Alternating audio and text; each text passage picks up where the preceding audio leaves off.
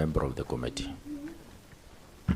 Thank you, Chair. I'm Liz Chelule, County MP Nakuru and committee member. The members from Samburu County who are joining us, you can introduce yourself. Thank you, Chair. My name is Honorable Etipila Dominic Eli. I'm a member of Parliament for Samburu North constituency.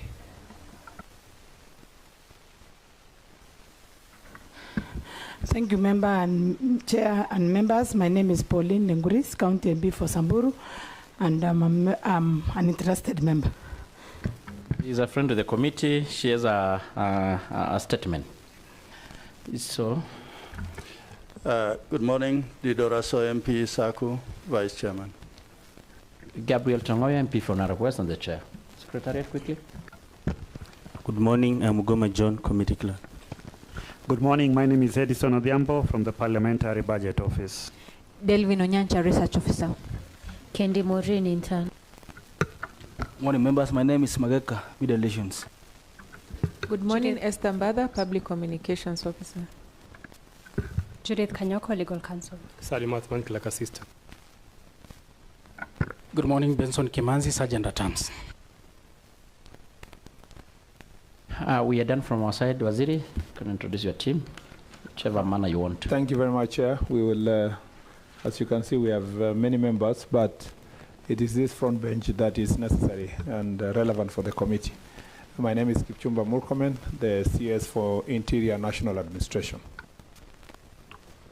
Honorable Chair, honorable members, good morning. I'm Inspector General of Police, Douglas Kanja. Good morning, Honorable Chair, honorable members. My name is Mr. Amin. I'm the DCI.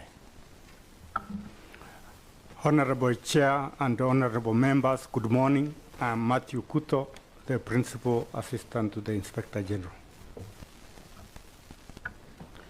Good morning, Honorable Chair and honorable members. My name is Patrick Tito, Principal Deputy to the DIG Kenya Police Service. Mheshimiwa Mwenyekiti na waheshimiwa wanachama wa kikao hichi na kamati hichi, mimi naitwa Daktari Masud Mwinyi, msaidizi wa naibu wa Inspector Generali kitengo cha AP. So, thank you so much. I assume the rest are members from the further state, right? Karibuni. So quickly, Waziri, I know we are a little bit behind schedule. We were supposed to have started a little bit earlier, but we got your apology. We are seated here, and I want to refer you to two sets of letters, and of course you'll collapse into one. The first letter was of the 13th April, which was addressed to you, and in particular, you were called to address a few issues to include, and I can read for purposes of record, the escalation of organized criminal gangs across the urban and peri-urban areas, politically instigated violence as a result of the hired gangs to use to disrupt public order, allegation of police complicity or inaction, youth vulnerability and recruitment into the crime, public safety and protection measures put in place to secure public space, protect citizens, businesses, property, and even government installation, and the long-term national strategy to eliminate gang activities. And the other letter, of course, for some reasons, we got your apology, could not make on that time. Then there was another follow-up letter, which was on the 13th. Okay, that is the 13th, sorry. The other one is on the 23rd February. There's a lot of commonalities, maybe just a bit of extras. You also wanted you to address this House and the country at large on matters regarding the crime trend for the last few months, including hotspots and high-risk areas, specialized units in places to address mugging, robbery with violence, and the crime prevention measures, and the technology, surveillance, and digital crime, that is the status of CCTV coverage, and the data analytics, real-time crime mapping to inform patrol and responses, the crisis response, resilience, and emergency preparedness, And so I'm sure maybe there's much similarities on the same.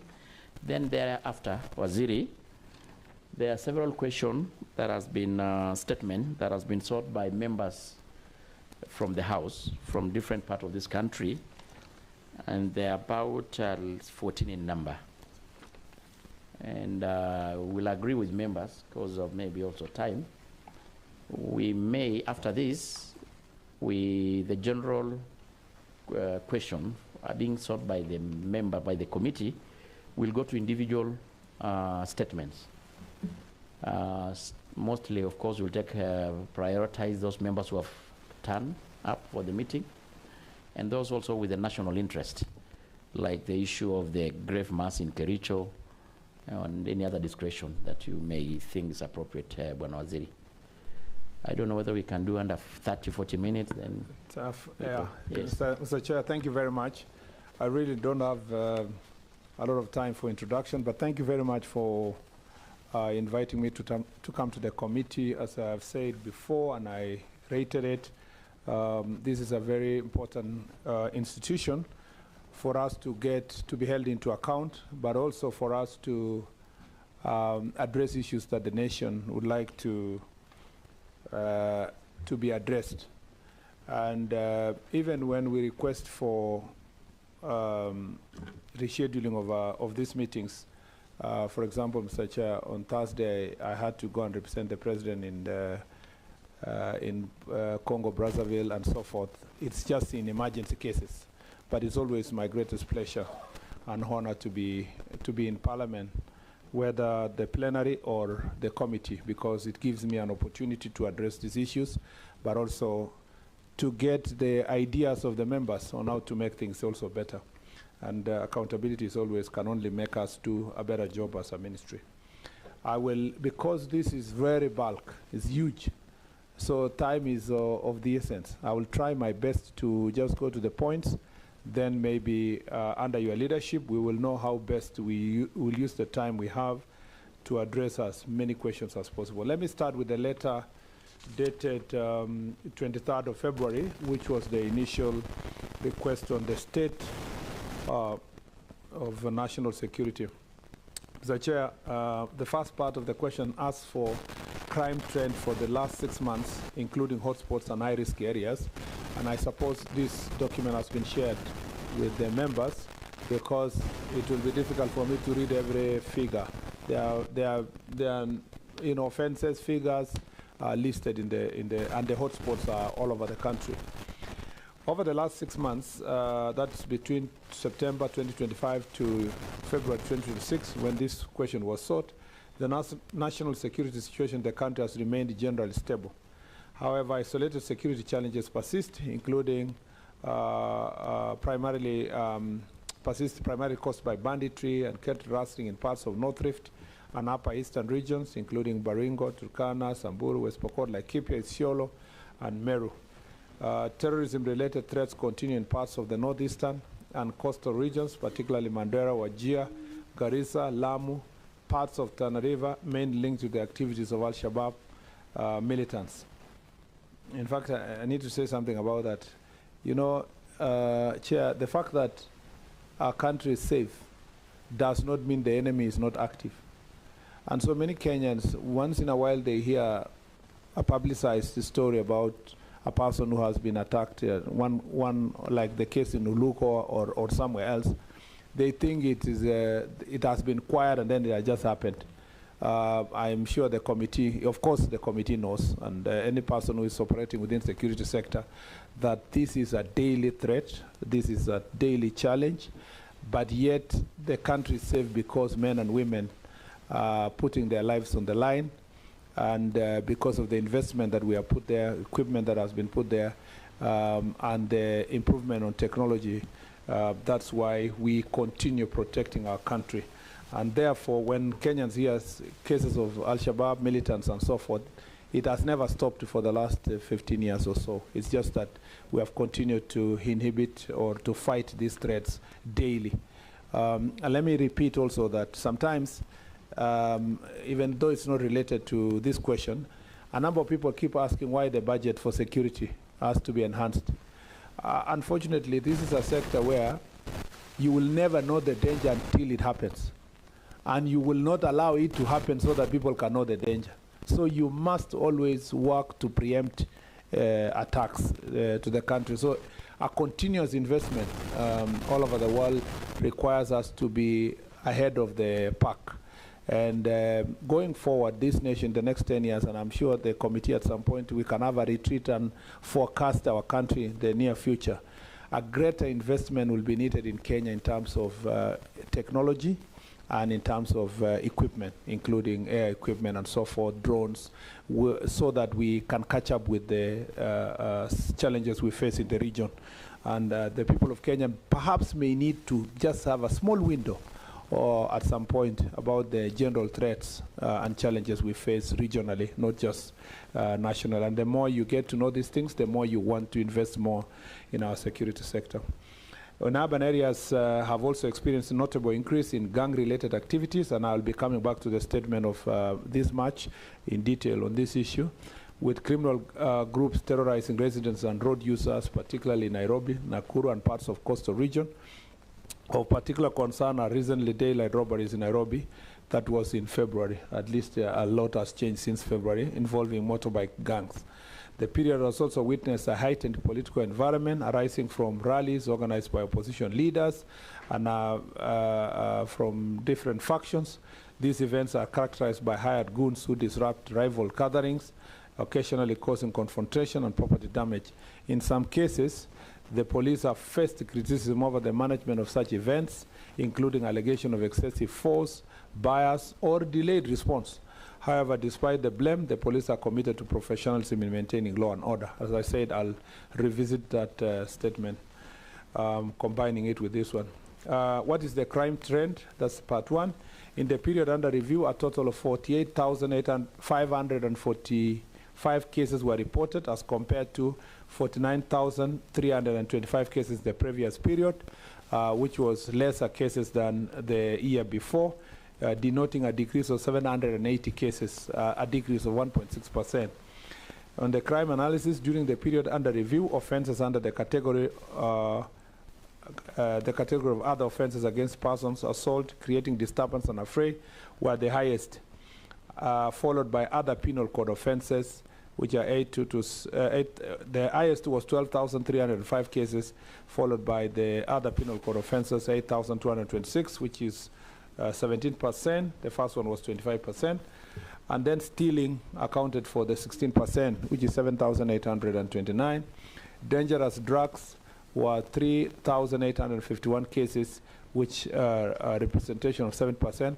Offenses against morality were 7%. That's defilement and rape, defilement, and such other offenses, otherwise known as sexual offenses, properly so in Sexual Offences Act.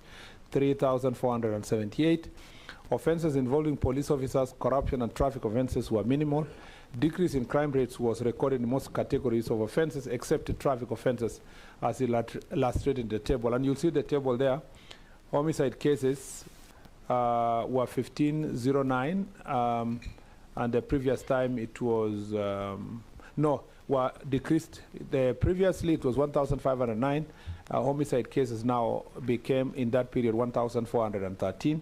Offenses against morality, 3,738, and it reduced to 3,478. Other offenses, robbery, breakaways, theft of stock, stealing, theft of by servant, vehicle, and other thefts, they are all listed there, and so forth, Mr. Speaker. Mr. Chair. If you look at there's a graph that is presented there. Then there are hotspots listed in the relevant pages. You will see it for yourself. Northeastern, places like Fairview, Lugo, Elders, places like Ramu, Arabia, Lafay. In Nakuru, Kaptembwa is very prominent, Bondeni, Free Area, Nakuru CBD. Trans Nzoia is places like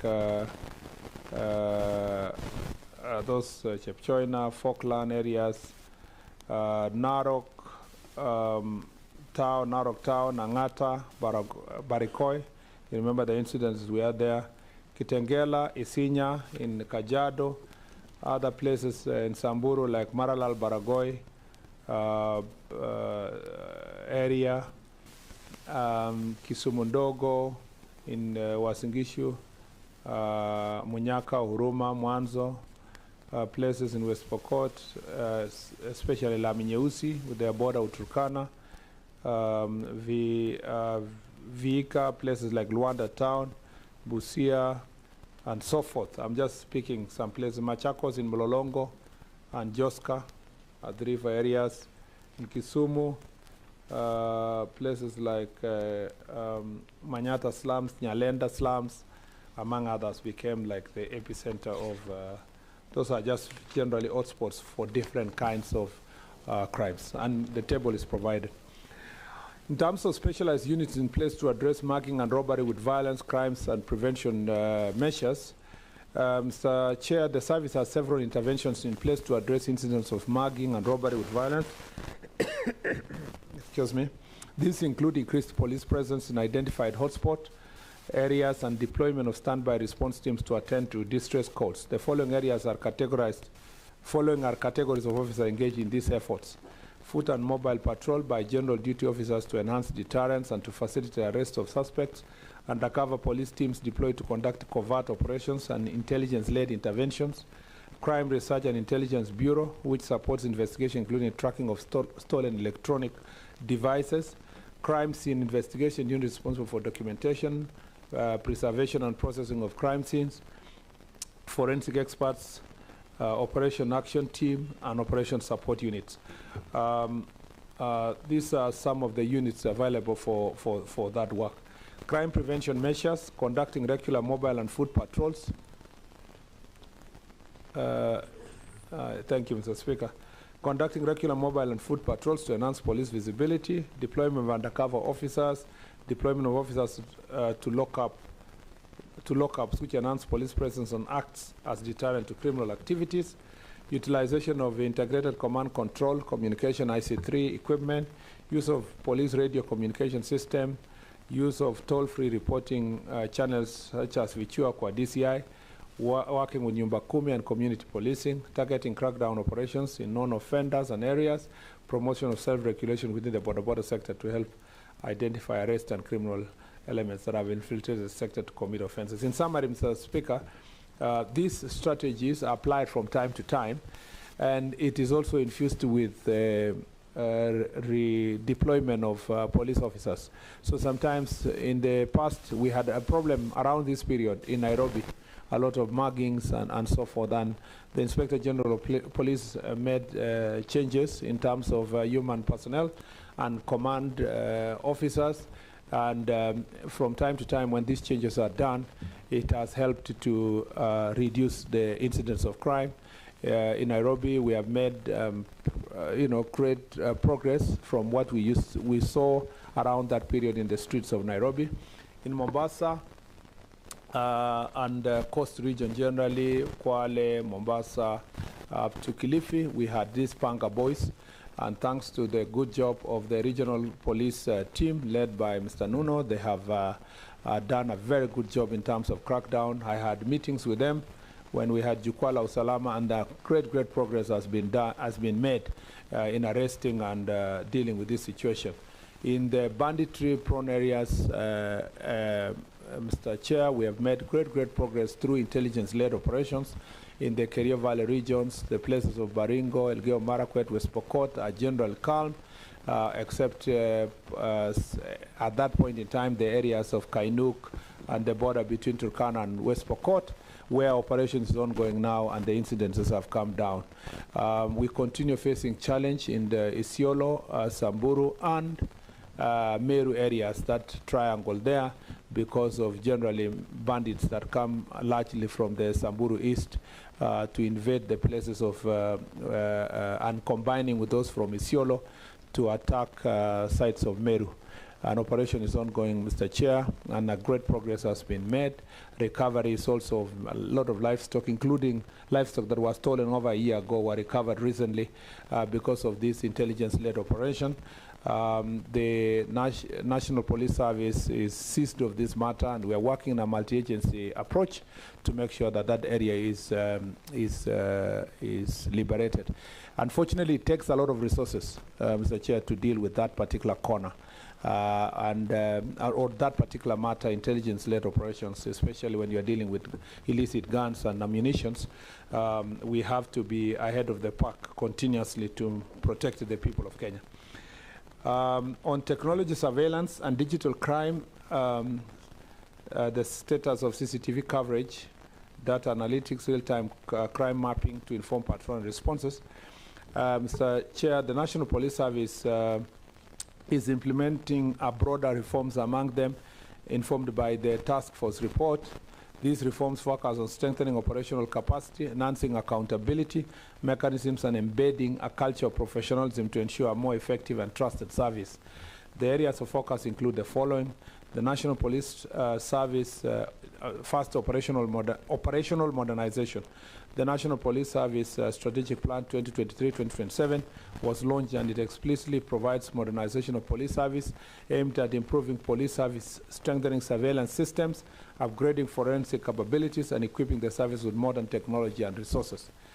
This initiative encompasses the acquisition of modern equipment, digitization of police operations, and procurement of operational vehicles, including protective and armored units to enhance mobility, officer safety, and overall operational efficiency. In fact, it further provides for the full digitization of records and systems, including introduction of digital occurrence book with the objective of streamlining workflow, improving data integrity, and aligning police operations with the internationally recognized standards. Number two, the real-time mapping to inform patrols and responses. The National Police Service Integrated Command, Control, and Communication System, which incorporates CCTV surveillance cameras and automatic number plate recognition technology, is earmarked for expansion to enhance coverage. The system is also undergoing structured upgrading and modernization aimed at strengthening surveillance capabilities and improving real-time monitoring and response to incidents. The coverage and operational status of public CCTV surveillance system in major urban centers. The National CCTV Integrated Command Control Communication System currently provides extensive surveillance coverage in Nairobi and Mombasa. The system comprises approximately 1,899 surveillance cameras and 281 ANPR cameras deployed across 664 sites nationwide, with Nairobi hosting the largest concentration. Coverage includes Nairobi CBD and key arteries such as Thika Superhighway, Mombasa Road, Jogoo Road, Ngong Road, and Wayaki Way, as well as a critical installation including airports, government buildings, and major intersections.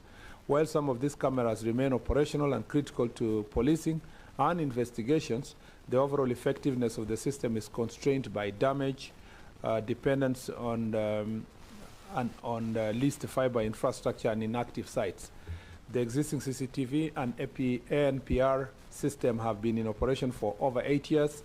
The natural expiry of their product life cycle, both hardware components such as server, storage, and network devices, and software, has reached the end of life and can no longer sustain reliable operations. A proposal to expand CCTV coverage to additional major towns is underway, and an implementation is going on. Let me just summarize this to say, Mr. Chair, the procurement process for upscaling IC3 to IC4, which is, apart from the command, control, and communication, it will include computation, is ongoing, and the process should be concluded in less than 1 month. Hopefully then the implementation begins, and before the end of this year, we should have made significant progress. The point is this, that we will have 7 command centers, including National Command Center here in Nairobi, and it will include Nairobi, Mombasa, Nyeri,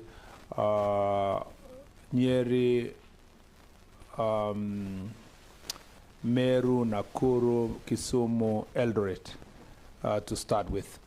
The point is that we will have digital OB, CCTV cameras in all the police stations, ICT equipment in the police station. It will also have, Mr. Chair, the whole system of integration to ensure that we have proper analytics. And then it will have 11,000 radio communication radio equipment for the police officers. All this is being worked out to ensure that there is a greater surveillance, and particularly targeting these urban areas, especially when you talk about gangs. Gangs and goons are operating in the urban areas, and so proper surveillance and identification will be done in places, in hotspots of gangs like Nairobi, Kisumu, Nakuru, and other places across the country. That will really help us to be able to deal with this issue decisively. Mr. Chair, maybe you can, there's 7, you say 7 command centers? Seven command centers. That is Nairobi, Mombasa, Nyeri, Meru, Nakuru, Eldoret, and Kisumu, plus now a national command center, which will be integrated. And then slowly we move. We go to Kisii town, we go to other towns. As they grow, we focus on the concentrated urban areas. You go to Nanyuki, you go to Isiolo, you progress until you cover as many places as possible. The plan is that you phase out progressively onboarding the areas of interest. And then, as you know, the NTSA is operationalizing or implementing instant finding system across the highways in the country, and that program also is an advanced stage. Of course, there were court processes, NTSA. Then there is a ITS program that is happening in Nairobi and Mombasa. After we have done this part and the ITS center is established and you have the instant finding system, all this should be interoperable. Then it will enhance the level of surveillance in terms of technology as a country. Crisis response, resilience, and emergency preparedness. The National Police Service has put in place measures to strengthen crisis response, enhance resilience, and improve preparedness in response to emergencies and disasters. They include deployment of specialized rapid units, including quick response unit, which standby team stationed at sub-county headquarters to facilitate immediate response to emergencies, establishment of national disaster management units to coordinate with the National Disaster Operational Center and manage disaster in emergency situations. Utilization of water cannons, trucks as supplementary support during emergency, including assisting in fire suppression in areas like Nairobi County where necessary. Integration of disaster management training into police training program to strengthen officers' preparedness and response capabilities. Deployment of traffic officers to regulate and facilitate traffic flow during emergencies in order to allow rapid access for response teams. Securing and preservation of incident scenes to prevent interference or tampering by members of the public. Strengthening coordination mechanism with county government to support emergency response in cases of fires and other disasters. That is the statement as it was in February, and it's now supplemented by the April statement that focusing on gangs, which Mr. Chair will quickly also run through it. I don't know how much time I still have, but I'll try my best to run through this. Chair, I thank you for, again, this opportunity. Let me say that number one question was escalation of organized gangs in urban and peri-urban areas. The country has witnessed a steady and concerning escalation in organized gang activity, particularly in urban areas, and increasingly in peri-urban and rural areas. These groups have evolved from loosely organized street formations into sophisticated and adaptive criminal enterprises. In many cases, they operate as decentralized networks, making them more difficult to detect and dismantle. Current national assessment indicates that there are over 100 organized gangs across the country, with significant concentration in the cities such as Nairobi, Mombasa, Kisumu, and a growing presence in emerging cities. These gangs are embedded in broader criminal ecosystem involving drug trafficking, illicit alcohol, land disputes, extortion, and other serious offenses. Maybe when I talk about land disputes, Mr. Chair, there is a more serious issue actually, which is emerging when it comes to gangs and land. Yeah, gangs and land. In places like Machakos, Mavoko, Kitale, Nakuru, places of Vihiga, Kakamega, and I am speaking this from my experience through Jukwaa Usalama, where land thieves and land grabbers work together with gangs, and this is very notorious in Nairobi. They go and hire gangs like Gaza and these other gangs that have been really persistent for many years, and then they bring them to somebody's land, and then they occupy that land and help them to force the person to be out of their land, despite the court order that you have. Now they even hire now squatters. These people, after that, they hire squatters put there. The Inspector General of Police will have a court order from the owner of the land that says you need to evict people from that land. And so when you want to do the eviction, these same people work with political leaders to now say that police officers are hurting squatters. This government is heartless. Mr. Speaker, but it's basically hired squatters, starting with goons. But it's even worse where the person will occupy your land, then run to court to get a court order that says there is an impending eviction of squatters from this land, and that the court should preserve the status quo. Then the courts will give an order that no eviction should be done by IG or anybody. Status quo must be maintained. The criminals are occupying an individual's land under a court order, and it is in perpetuity. In some cases, 5 years, 10 years, sometimes until the person dies, and they actually target all the people in the cities and other places. You have had cases where gangs go kill all the women in places like Kisii, and they tell you that they were killing witches. But there's no witches there. It's a land grabbing ring, basically to kill all the people who own the land, so that their family members or extended family members can occupy the land, because they have organized with criminals to do those things. So when I say that these people have a lot in Kitale, in the Matisi, where we are doing a massive operation last week, the National Police did a massive operation. The cry from the people of Kitale and its environment, you know, the prime land of Kitale.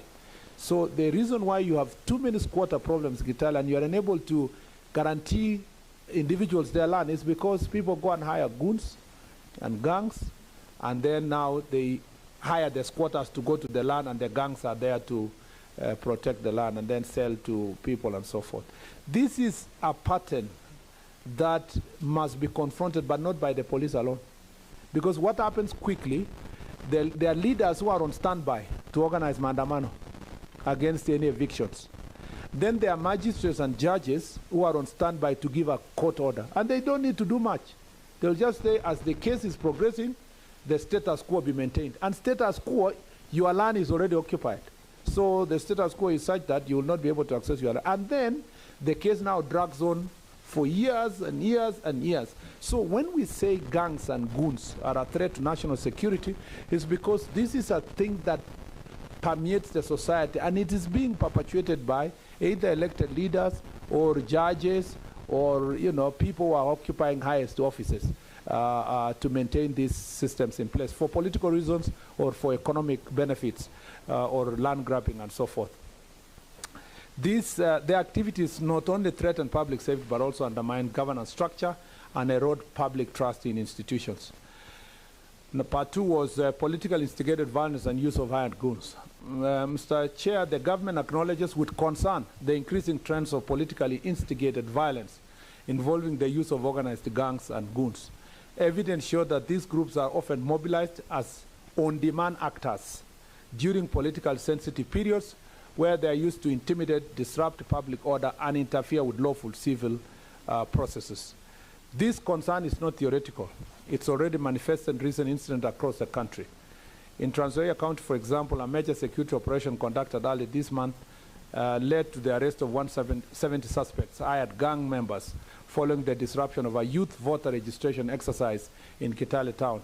Authorities recovered weapons and communication devices, and some of these arrested were identified as repeat offenders and individuals linked to organized criminal networks, and who are often released on bail with very flimsy,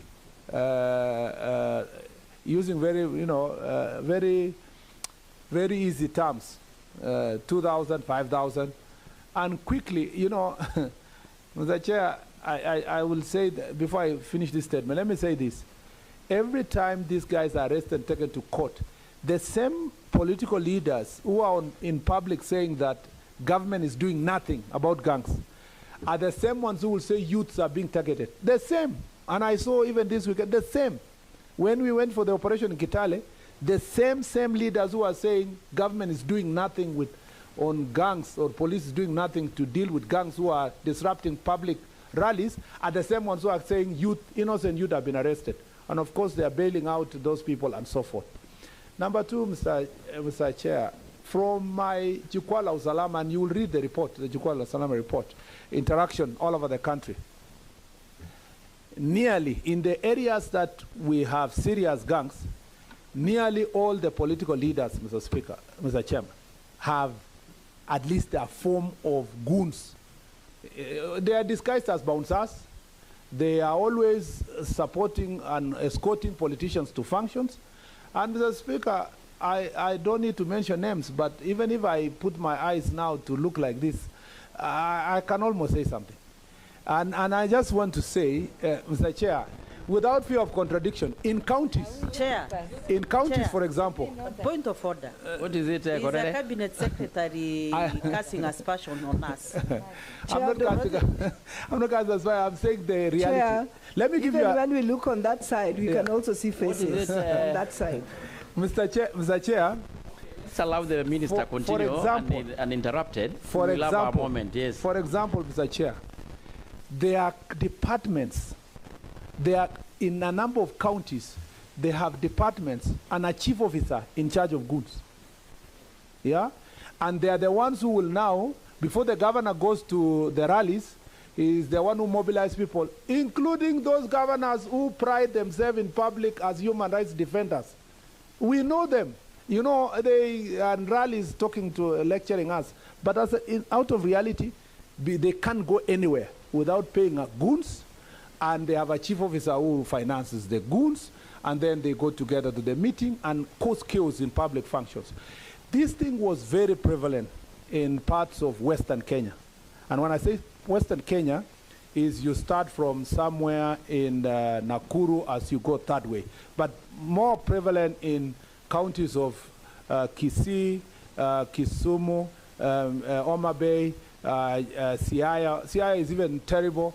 Kakamega, you go to Busia, you go to Kitale, you come to now Nakuru has become a part of the place, Nairobi of course, and then Machakos. You know, it's even a Machakos where the complaint was that you cannot even ask a question now, a politician. You can't even ask a county government a question. And you are a young person, goons will clobber you. And then now slowly, it is going to other parts of the country, moving to other parts of the country. Mombasa used to be bad, but nowadays it's a bit better.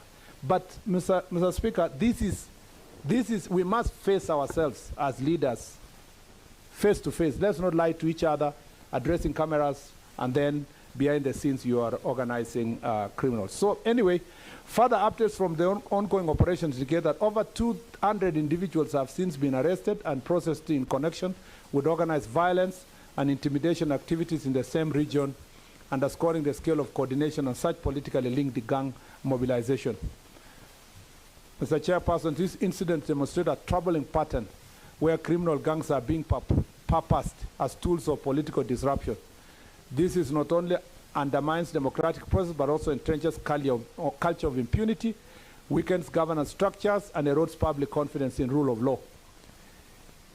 Mr. Chair, lastly, let me say as an example, now when we hear public protests, when the IG and the security team hear that there will be a public protest like it happened in 2024, 2025. It's no longer a civilized protest, Mr. Chair. It's actually a mobilization of gangs and also mobilization of thieves and robbers. The cases that we saw in Nyandarua, Kiambu and Kikuyu areas, Muranga, Nyandarua, Kirinyaga, Meru, the pattern now in these Nairobi and its environment counties, and then Kitengela and Nairobi and Machakos.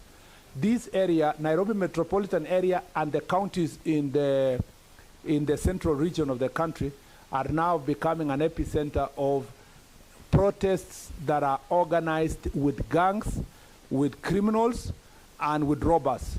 So that when you hear a protest will happen, you know supermarkets are being targeted, shops are being targeted, security installations are being targeted. It has absolutely nothing to do with exercising political rights. And this is attributed directly to political activities of leaders. Allegations of police complicity and inaction, and I would hear my friend, the MP of Kisumu, saying that even if she looks this side, she was also worried about gangs on this side. And there has been an accusation that what is it? There is police complicity. There is police complicity and inaction. Mr. Chair, the ministry takes seriously all allegations relating police complicity or inaction in dealing with criminal gangs. Was it maybe before you go into the issue of the police? It is one question. I'm just finishing. It's a continuum. Just on the issue of the gangs. Yes. I see, of course, a long list. Of course, I think these are the ones that have been arrested by the IG. Yeah. Do you already, as a ministry, have already all these criminal gangs that have been identified? A list of them or a number in given regions in the country? I think in my previous appearance in the committee, I provided a list of 42, was it 42? Oh, what was that, 100 and something gangs across the country. Gangs, not goons.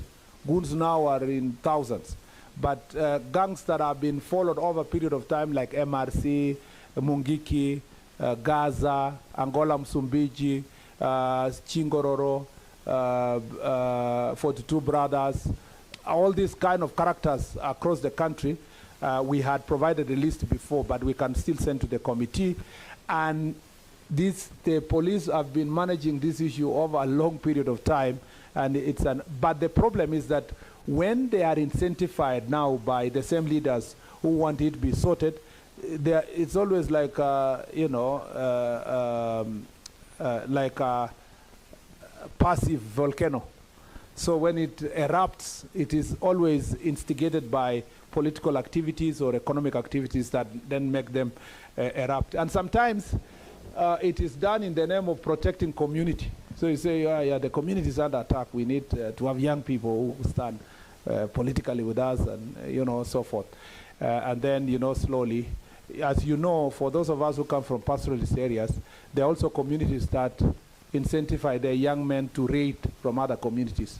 So just as it happens in pastoral areas in that manner, in these other areas, there are also gangs that are incentivized politically, and they are radicalized in the name of to protect the political status of the community. And unfortunately, in the end, as they become stronger and bigger monsters, they do not go far. They attack the same community where purported protection was supposed to be. So the inaction of the police in relation to gangs, this is basically in relation to gangs. It's acknowledged that in some instances, operational challenges including corruption and information leakages have compromised the effectiveness of enforcement efforts. To address these concerns, measures have been put in place to strengthen internal accountability mechanism with the National Police Service and enhance oversight through multi-agency collaboration and independent review processes. Officers found to be involved in misconduct are subjected to disciplinary and legal action in accordance with the law. At the same time, security agencies continue to undertake extensive operational targeting criminal networks. Recent efforts have resulted in the arrest and prosecution of hundreds of suspects and the seizure of assets linked to criminal activities. These actions demonstrate the government's commitment to enforcing the law while simultaneously improving institutional integrity. Number 4 is youth vulnerability and recruitment in criminal gangs. Honorable members, youth vulnerability remains one of the most significant and persistent drivers of gang proliferation in our country. A large segment of young people, particularly those residing in informal settlements and underserved rural and peri-urban areas, face a convergence of socioeconomic challenges that make them highly susceptible to recruitment into criminal networks. These challenges include high unemployment and underemployment, limited access to quality education and skills, development opportunities, exposure to drug and substance abuse, and weak social support system. In such environments, gangs exploit feelings of frustration, marginalization, and lack of opportunity by presenting themselves as alternative structures that offer income, protection, identity, and a sense of belonging. Over time, this creates pipeline through which vulnerable youth are systematically absorbed into organized criminal activity, perpetuating cycles of violence, crime, and economic exclusion. Measures put in place to secure public space and protect people and their businesses. The government has implemented following sets of measures to secure public safe spaces and safeguard citizens and businesses from gang-related threats. These measures combine enforcement, intelligence, and community-based approaches. 1, deployment of specialized and rapid response and tactical units in high-risk areas. Specialized anti-gang teams have been strategically positioned in identified hotspots to ensure swift response to incidents, sustained patrols, and disruption of gang activities before they escalate into large-scale insecurity. 2, use of technology in public safety management, including expansion of CCTV surveillance, as I already explained earlier, Mr. Chair. 3, securing critical public infrastructure and economic zones, including markets, transport hubs, central business district, and industrial areas. Increased police visibility, regular patrols, and coordinated operations have been implemented to assure traders, investors, and the general public, thereby protecting economic activity from disruption. Scaling up public reporting mechanism and citizen engagement platforms, including anonymous tip lines and community liaison structures, to encourage the public to share information without fear of reprisal. These are significantly improved intelligence gathering at the grassroots level. The long-term national strategy to eliminate gang activities, that was the second last part of the question, and not the last part actually. The government recognized that the elimination of gang activity requires a long-term, multidimensional strategy that addresses both symptoms and root causes. Enforcement alone is not sufficient without complementary socioeconomic and governance interventions. The efforts are underway to strengthen the legal and policy framework governing organized crime, including provisions that enhance penalties and facilitate the seizure of assets derived from criminal activities. At the same time, economic empowerment initiatives are being prioritized to create opportunities for young people, particularly in high-risk areas, thereby reducing incentives for joining gangs. Places like Nairobi, Mr. Chair, a lot of work is being done using climate works and other economic activities, and quick cash kind of assignments, short-term assignments that are given to these young people, and then we encourage them to save. And a lot of this, especially climate works plan, has helped deal with the crime, reduced crime rate in slum areas within Nairobi City. And a lot of this needs to be done across the country. The government also the other day was doing the Nyota program and many other programs that are intended to do empowerment. I've seen also elected leaders organizing economic empowerment programs for young people for alternative living. The government is also focusing on expanding rehabilitation and reintegration programs with plans to establish accessible facilities across counties to support individuals seeking to exit criminal networks. Investment in intelligence and technology are being scaled up to ensure that security agencies remain capable of addressing increasingly sophisticated criminal operations. Governance reforms aimed at addressing political interference and enhancing accountability are being implemented alongside efforts to strengthen community-based security structures, such as Nyumba Kumi. These measures are designed to ensure that the communities play an active role in preventing and responding to gang activity. In conclusion, organized criminal gangs present a complex and evolving challenge that requires sustained, coordinated, and comprehensive action. The government remains committed to restoring and maintaining law and order, protecting citizens and businesses, addressing underlying drivers of crime, and strengthening the institution responsible for security and justice. We will continue to work closely with Parliament and other stakeholders to ensure that our strategies are effective, responsive, and aligned with the needs of the Kenyan people. I thank you, Mr. Chair, and stand ready to respond to any further questions. Thank you. It's very low. I think you have really attempted to respond to the questions that are being asked.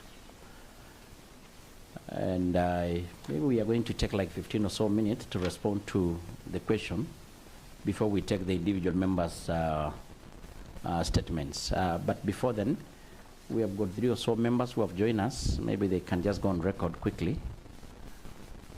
And I'm sure those are the members with the statements. Yes, Nyenze? my name is Edith Nyenze, Member of Parliament, Kitui West. And I have a statement. Thank you. Yes, my name is Kakuta Maimai, Member of Parliament, Kajiado East Constituency. My name is... with a statement. Is a friend of the committee. Yes. My name is Oku Kaunya, a Member of Parliament for Teso North and a member of this committee. Chair, my name is Kili Kalido, MP Gembe Central, and a friend of the committee. I have a statement. But your statement has just come now, because I had also shared with the minister and the IG the issue to do with the Meru, some raids on the issue of the borders. I don't know, so I don't know whether the response may be ready. It will be the discretion of the minister to respond to. However, we will furnish with the same. So let's respond to, oh, Karoli is there. Thank you very much, Honorable Chair. My name is Karoli Omondi, a Member of Parliament for Suba South, and a friend of the committee with some specific questions to the Minister. Thank you. Kapondi, you want to ask a question? So we are going to take Minister, maybe, because I don't, from the look of things, maybe you have really tried to address the questions. Maybe we are going to take maximum 3 or 4, then you respond to all of them together, then we move to the issue of statements. So we are going to go to Sarah Korere. I was the first one. Oh, okay, Sawa. Sarah Korere can accommodate all of you ladies first, then Kapondi.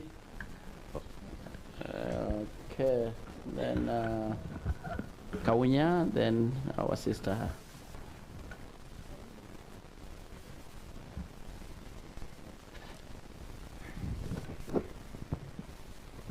Thank you, Chair. Chair, because at some stage I'll have to seek your indulgence because I have to leave for the House Business Committee, which will be starting in the next few minutes. But Chair, having listened to the Minister, I have to acknowledge that the work being done by the multi-agency team in Laikipia and Laikipia North is quite impressive. But again, Chair, there is one impending roadblock, and it is the security roads. And I want to plead with the Minister, because even as you do that operation, actually we've had, at least we've slept for the last few minutes, for the last few months. But again, I still have a strong feeling that Mgogodo Forest is still heavily inhabited by bad people because of the terrain, which does not allow the multi-agency team to get deep into the forest. And even the cows, I can see my friends from Meru, and there's still a lot of stolen livestock, both from Laikipia and Meru, which is being held by those criminals in Mgogodo Forest. So my humble appeal to the Minister, we have talked about security roads, and this is the right time when those multi-agency people are on the ground to do the security roads. So please, Bwana Murkomen, let's fast track that, because the moment the teams leave Mgogodo Forest, we'll be sitting on a time bomb, because these guys will come heavily on us to revenge for the small things that you have done to them, and the community will be the greatest sufferers.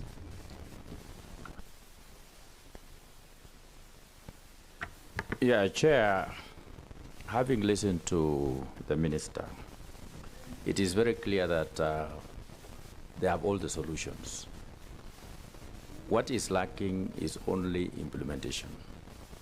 And while we talk about enhancing the budget so that we can sort out the mess, but there are issues that may not require budget. For instance, you know those ones who are funding the goons, the politicians, the activists, because there is no doubt, yes, we are going to an election year, and these are the major culprits. Without flagging out their names is perpetuating the problem. Because somebody would say, yes, I'm doing all this, and nobody knows that I'm doing it. So, Waziri, unless you become bold enough, and the IG and the DCI, so that these people are publicly shamed in public, that they are known, they are the ones who are doing all these things, will not go anywhere. Because that one doesn't require budget, but you to come out very boldly. Secondly, there is a problem, as you have acknowledged, the issue of the criminal justice system. We have a major problem. You find that if the DCI, for instance, does a crackdown on the ground, some criminals would run to some offices in Nairobi. I have very practical cases which I have previously shared with the IG. They will run to Nairobi, and Nairobi will give contradictory directives sabotaging what has happened on the ground. Meaning, some officers in Nairobi could be complicit with criminals on the ground. Because they are exposed on the ground, they come to Nairobi for cover, and then it is frustrated. Justice is frustrated. It cannot be realized on the ground. So unless we have the DCI, we have the ODPP, and we have the courts working together, we'll be doing serious blame games, and these offices, apart from politicians, because you have mentioned politicians, which I agree, yes, they are culpable, but the offices which are also culpable are the offices of the security people in Nairobi and the offices of the ODPP, because they are perpetuating crime and they are laying the foundation for what could end up messing the security situation on the ground. So Waziri, you need to refocus on that, because otherwise blame game will not assist us. Okay. Yeah. I think you have made your point, and I'm sure it's more generally of an assessment and your analysis. I didn't see much of a question, maybe. But nevertheless, we have Mumina, Panaya, then lastly Kapondi, then we allow the minute. Okay. Kapondi again. Then you respond. And let's try. We have got 15 minutes in between before we go to the statements. Thank you. Thank you, Chair. Chair, I would want to thank the CS.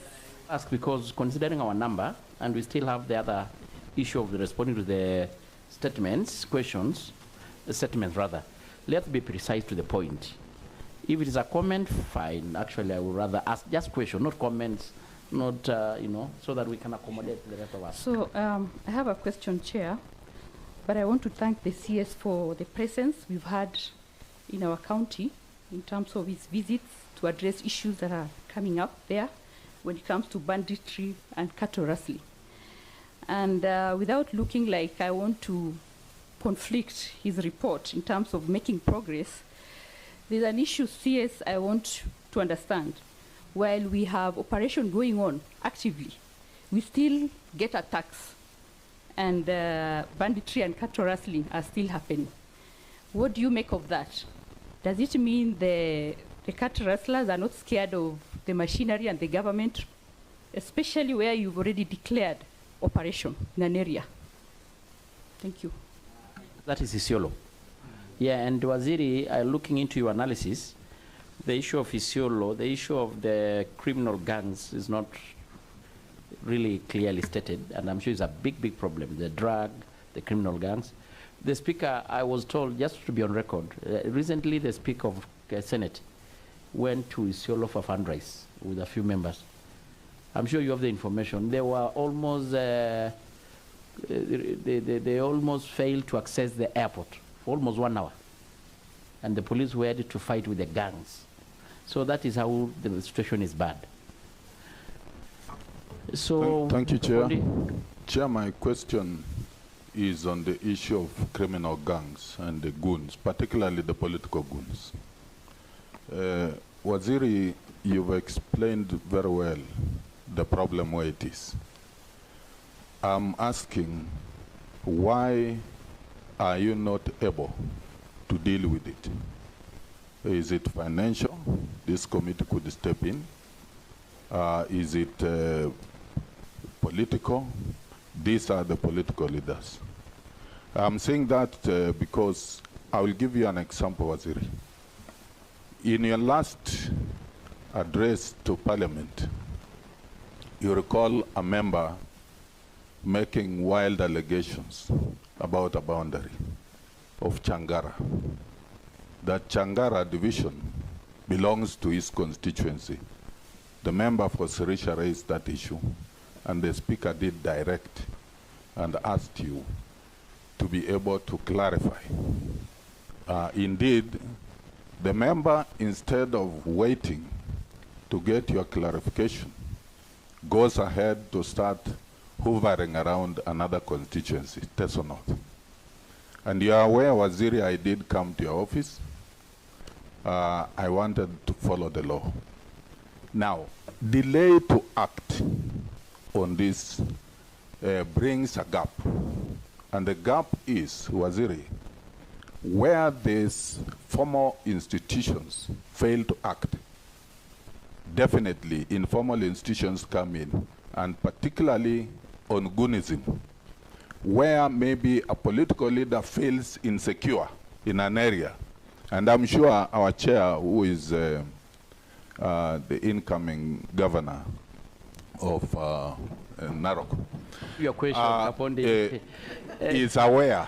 Yeah. When he's threatened, he will want to come with what we call, you rightly called, these are people who will protect. But really, this goonism has to stop, and we urge you to stop. But we want to ask you, if it is financial, this committee can provide you funds. And if it is non-financial, and I agree with Honorable Kapondi, that there are some things you only need to make a decision and act. Even within our service, National Police Service are trying their best. But I think you have the power. Okay, you have made your point. I think it's still not much of a question. I don't know. Umi, please, I will urge you, because you all know, everybody wants to speak here. We have not even gone to phase 2. Go to the point, to the question.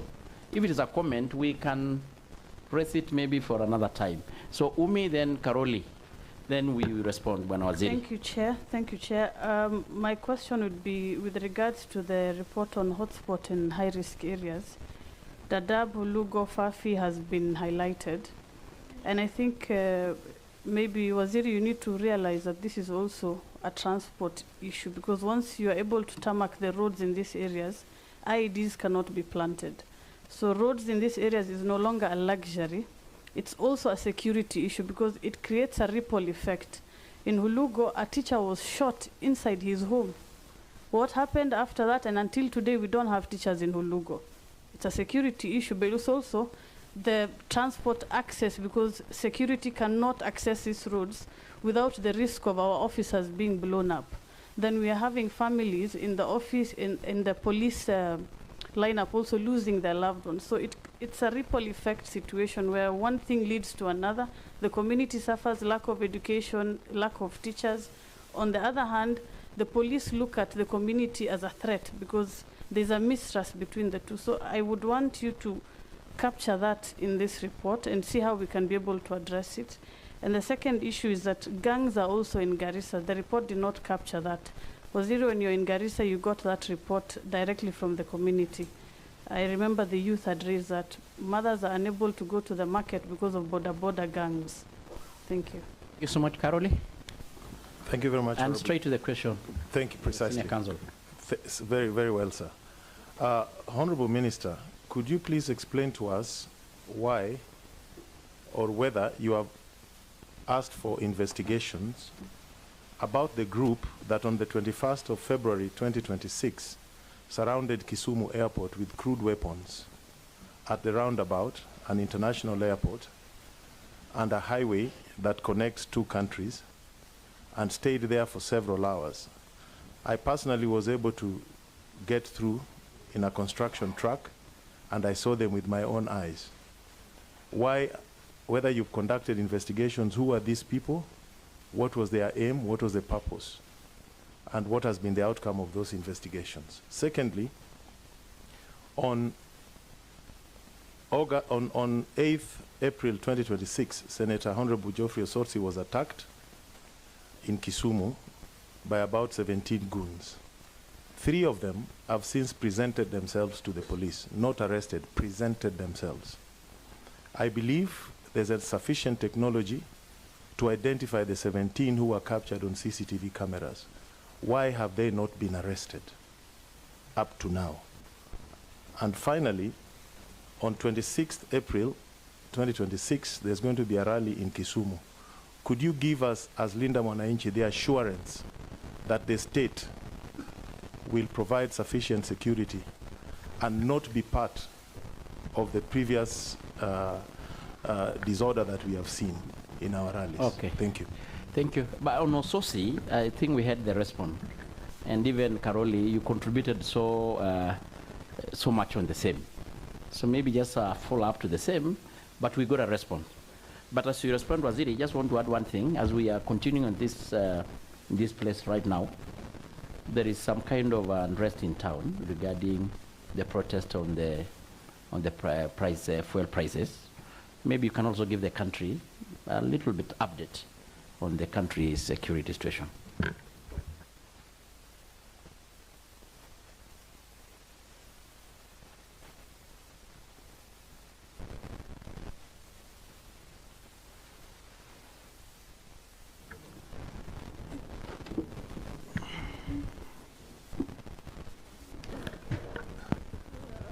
Maybe that's part of the reason why you should let us also go back to work. Trying to raise. Yes. Thank you. Chair, maybe I could say something before Waziri comments. Let me finish and then this one. Because the speaker had already made a ruling. There are some issues which have been raised. Later.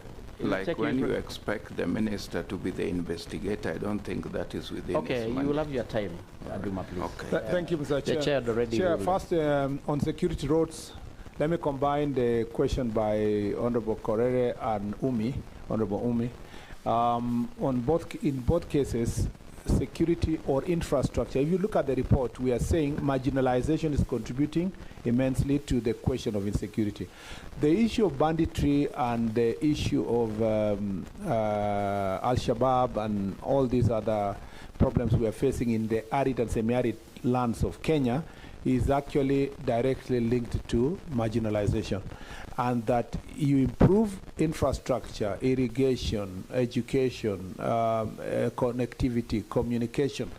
When you improve all these things, the level of security improves, because then accessibility enables you to track and respond to any security challenge very fast. We reckon that, the history shows that the road Isiolo to Moyale contributed immensely to a huge drop in terms of crime, because the criminals were taking advantage of the slow road, places to put IEDs and so forth. The road of Isiolo, Modokashe, Wajir, Samatar up to Mandera is believed that it will really change northern Kenya in a big way. And so the same to Garissa Liboy, and the same to the road from Lamu Ijara. If you see that the criminal gangs are targeting those roads, it's because they know, not criminal gangs but terrorists are targeting those roads, is because they know that as soon as the road is done, they will not have the advantage of planting IEDs, and then the vehicles can move at a better speed and the security can respond very fast. In fact, His Excellency the President has been planning to do now, or he's planning to do airports. The airport in Mandera, the one in Elwak, and the Garissa was done recently. So in border airports also will help us to respond very fast as a security team. So there is a direct correlation between infrastructure and security improvement, and infrastructure and security response. And I cannot overemphasize that. The National Security Council recognizes that fact.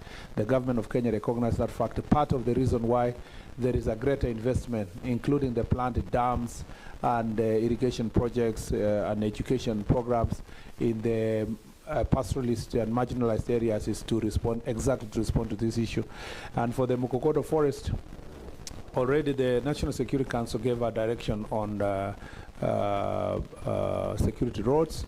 1 billion shillings was set aside, provided for in the budget. It's to the Ministry of Roads, and we are working together with the Ministry of Roads to see part of the roads include Mukokodo forest roads, how they can be implemented either by KERA or use KDF to help us, especially in these very difficult places like Mukokodo forest, where access is a big issue.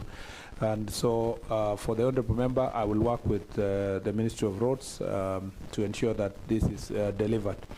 On the solutions, I think many people are saying that why am I coming here to look like I'm writing another book of lamentations on the question of gangs? I am not lamenting only. I am actually seeking for your support. You see, security operations cannot succeed in an environment where there's resistance by the public and by leadership. When we did the operation that we did in Kitale, you saw one of the leaders coming, to the media and say, oh, youth are being targeted. This government is targeting you. Okay, the same youth attacked young people who are registering voters. So we need public support, because where there is interference, leaders play a significant role, and they are powerful and important. Leaders can mobilize 10,000, 20,000 people.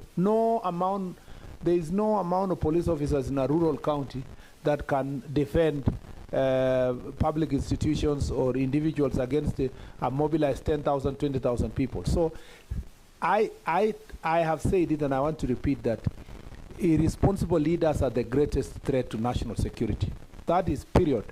And using such platforms to raise the level of awareness and ask for national consensus conversation, I am happy that now there is a conversation. Everybody is crying about gangs. There was a time it was monopolized by a few leaders. Now it is owned by more leaders, and they are fighting with more leaders. So the whole place is chaotic. And the people who are causing that chaos are those in leadership. This is the right forum for me to raise the awareness. No amount of guns, bullets, tear gas can resolve this problem. Let me tell you, if you, a small county like Busia, not so small, if you were counting the number of police officers in that place, there are very few officers, and they are focused on police station, general duties, administrative work, and so forth. To have even a rapid response unit there, maybe one unit. To have, you can't even have there, you can't say you have enough GSU. So the first point of call when it comes to safety of the people is a society that has a consensus about living together in harmony, a dignified political discourse that focuses on issues, competition that is around issues. I must say that I'm very proud of my county. Not to say this here, but Elgeyo Marakwet is one of the counties that has no single criminal gang, no goons. It is the only county where, I was a senator just the other day, you can give a lift to your opponent. You know, you're going together to a baraza. You talk, and you can even ask your opponent, nisaidie 5,000, kwa sababu wewe you are in office, na unaweza peana 50 kwa harambee, nisaidie 5. People laugh after the campaigns and they go home. But in a number of counties, leaders cannot just come to church.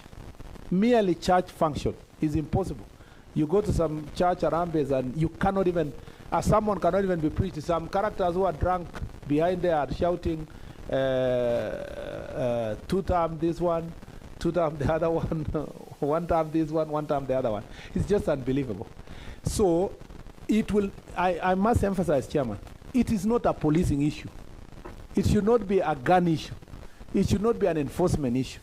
It's a question of good manners. Yeah, it's an issue of leadership, that the entire leadership must rise in one accord to accept that we need to bring order to our country. And that's why we are raising this issue here.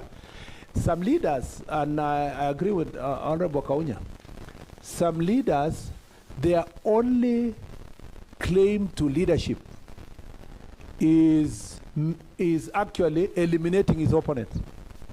You know, making it impossible for any opponent to come in. And they are proudly going around saying, this is the deterrent measures are put in place. Nobody can address a meeting in my constituency if he's going to mention my name. So the only way they are in office is because there's no other one. Because he has beaten all the other people, he has harassed them, he sent goons. Those leaders, if today we were successful, and we are attempting, we are working hard to do so, to arrest all his people and take away with the gangs, they will never get a single vote. The only reason why the voter puts their name there is because they either terrorize them or they have eliminated their opponents. This culture must come to an end. Lastly, judiciary. This is, I don't know, I mean, in the first lesson of constitutional law, you will be told in first year that there are things that judges must take judicial notice.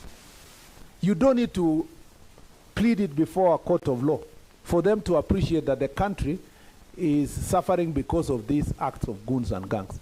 But yet, judges are still releasing these people to the public. They don't care about the bail terms. As long as a number of opposition leaders have appeared before court, it is enough proof to say that rights have been violated and release these people to go. When you're saying we have done nothing, when after the protest of 2025, over 1,000 people were arrested by the by the IG, including those who banned police station in Kikuyu, in Olkalau, in all these other places. What happened? What happened? The courts released them. Of course, you know, leaders made noise, hey, Watiangu. The courts released them. They went back to their society. They were back the other day. They were in Kikuyu and other places. And this circle will continue if we do not get the support of the judiciary. So no matter, notwithstanding what the DCI and IG here will do, without the conscious support of the judiciary, this country, and you know, we know they banned courts. So there is nobody who is infallible. Now, and on the question of criminal justice system, yes, I've seen that. Interference from Syria Command, it is true. During Jukwaa la Usalama, most of the police officers were saying that you carry out serious enforcement, a phone call comes from Nairobi, you are transferred. Okay? You are either transferred or you are warned or you are asked to release people. So the IG is also under pressure from all of us, including yourselves, including all of us, executive, yourself, judiciary, big people, business people, billionaires and so forth, always saying, "Iyo ni mtu yangu, wachilia ule, fanya hiyo." We need to allow the National Police Service to do its work independently.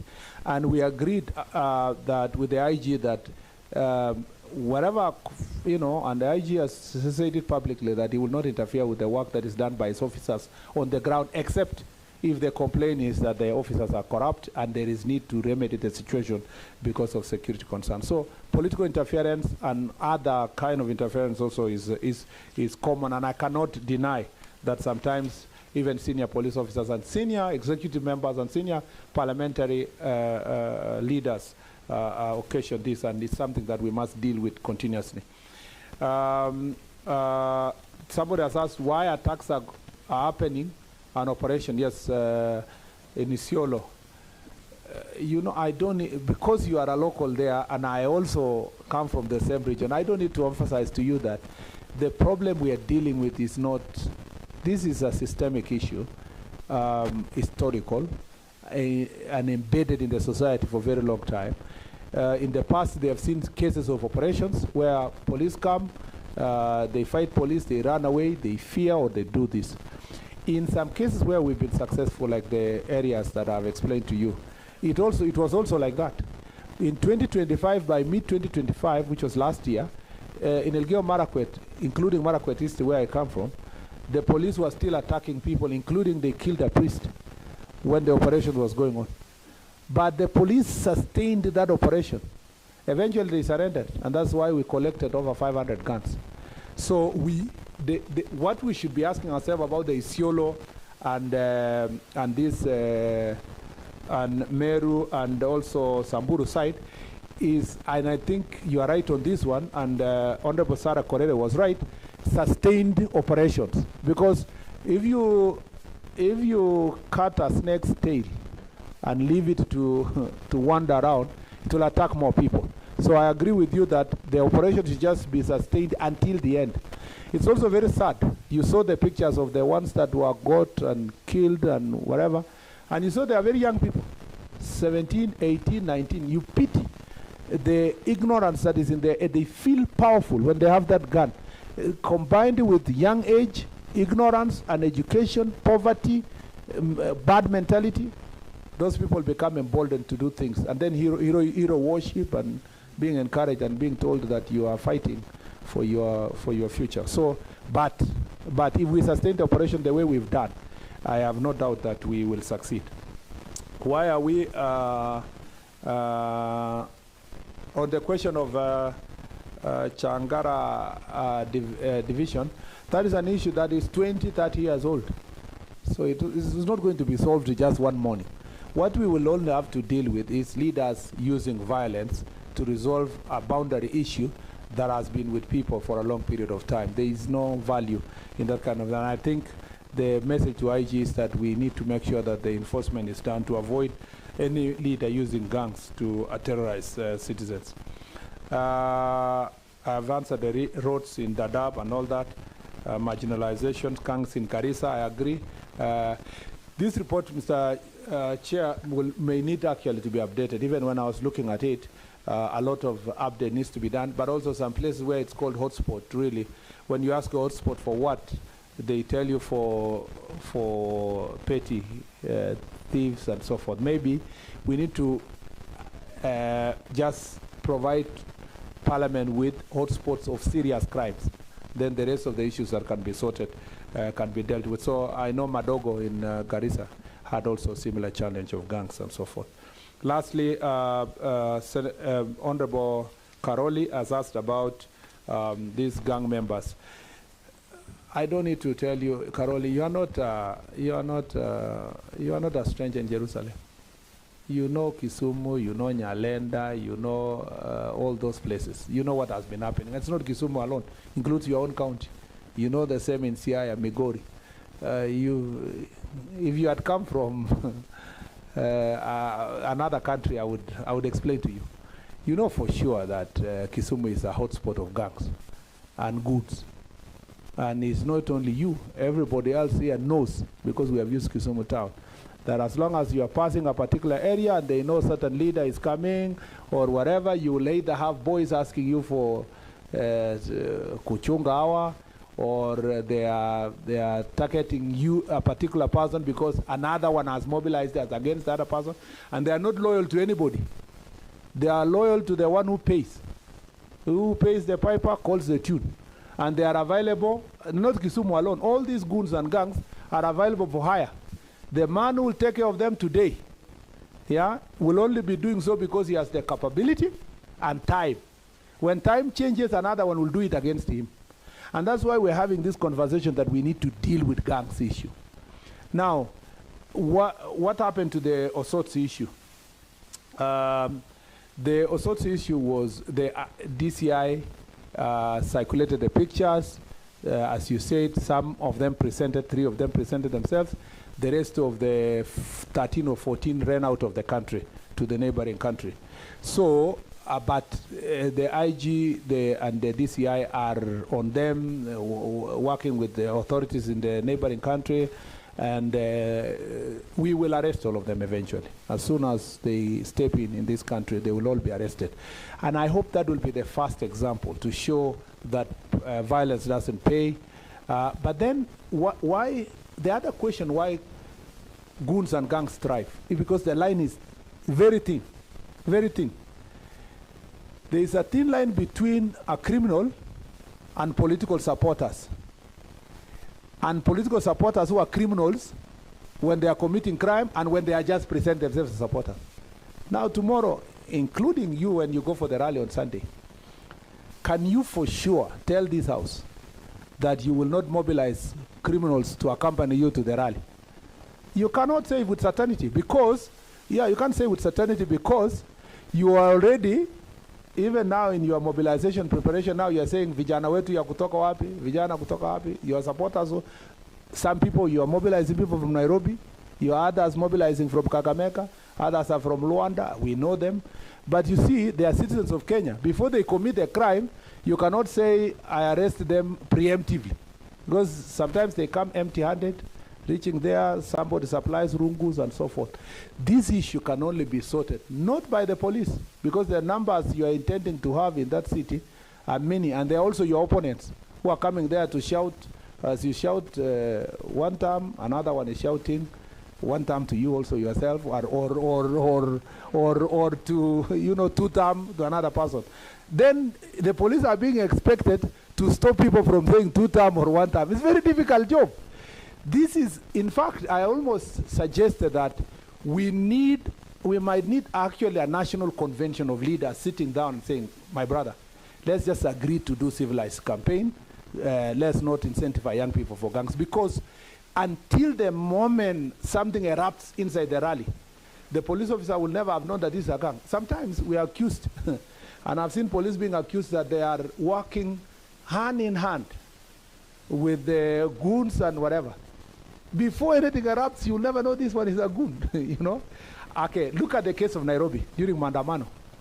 Watchmen, business people, prepare themselves for the Mandamano. So what do? They put watchmen around their businesses, business shops, and then give them that karungu. Say, okay, you take care of the whatever. On a normal day, a watchman, nobody has a problem with. So when the police are now doing the operation and a watchman is standing on the door, what would the media do? They take pictures and say, you see, those are the goons being protected by the police, working hand in hand with the police. Those are the complications that sometimes never get explained. But I can tell you from the bottom of my heart, from where I stand, I abhor any kind of goons and gangs. And we are trying our best, and I know the heart of the Inspector General of Police, we are trying our best under difficult circumstances with a police force that is also, we have not recruited people in the last many years. We are very excited about this 10,000 recruits recently who are graduating in October, and I mean end of August, September, and we are waiting with bated breath to have them so that they can bolster the numbers, and we should be ready for the elections. I thank you, Mr. Chair. Thank you so much. And I members will ask that we go to the phase 2. Chair, just a short clarification, just a minute, Just a minute. It's already midday, and we still have 14 questions that the minister needs response to. So kindly, I will ask, maybe probably we can, the minister is still available. He will still be around if we need. Actually, on the issue of the gang, maybe I don't know whether I need to inform too. I'm aware of a meeting that took place last month with the entire IG and their team, actually discussing and looking into the interventions of mitigating the issue of gangs in the country. I'm sure maybe it's pressure of time or part of your strategy not to disclose that.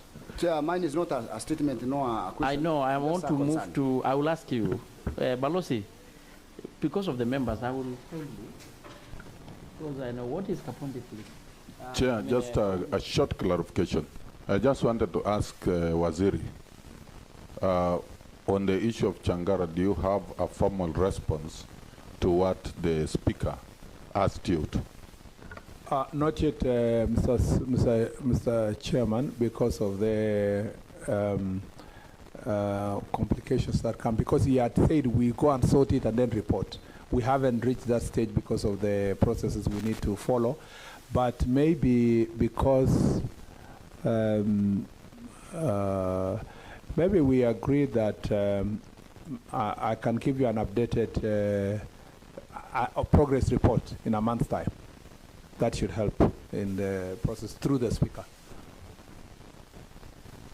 Maybe latest update on what is happening on the streets in the country in regards to the issue of the protest on the fuel? The country is calm, and Kenyans are going about their business peacefully. Of course, the police officers are on high alert to ensure that there are no criminal activities that take advantage of the statements that have recently been witnessed in the country.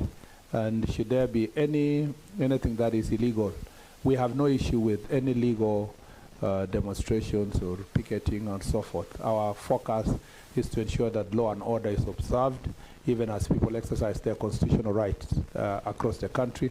So far, the country is calm. Thank you. Balosi, what is it, please? Because I will really implore that we go to the... It's okay. Thank you so much. Thank you for understanding. Nothing, Kaunya, please. We need to move to the other. So, Waziri, on the issue of the phase 2, I don't know whether we call phase 2 or round 2, we have got 14 questions from majority of members seated in the House. And I don't know, because I think we did agree that we start with the members who had shown up. For those who have not, and the responses are ready, we can also have it, table it on the House, because it's also the property of the House. And I think based on what we have agreed or discussed, we take maybe those members who are here, and those of maybe largely national interest. And I don't know your discretion. I know there is a big issue on the issue from the Professor Guyo Jaldesa on the issue of establishment of multi-agency.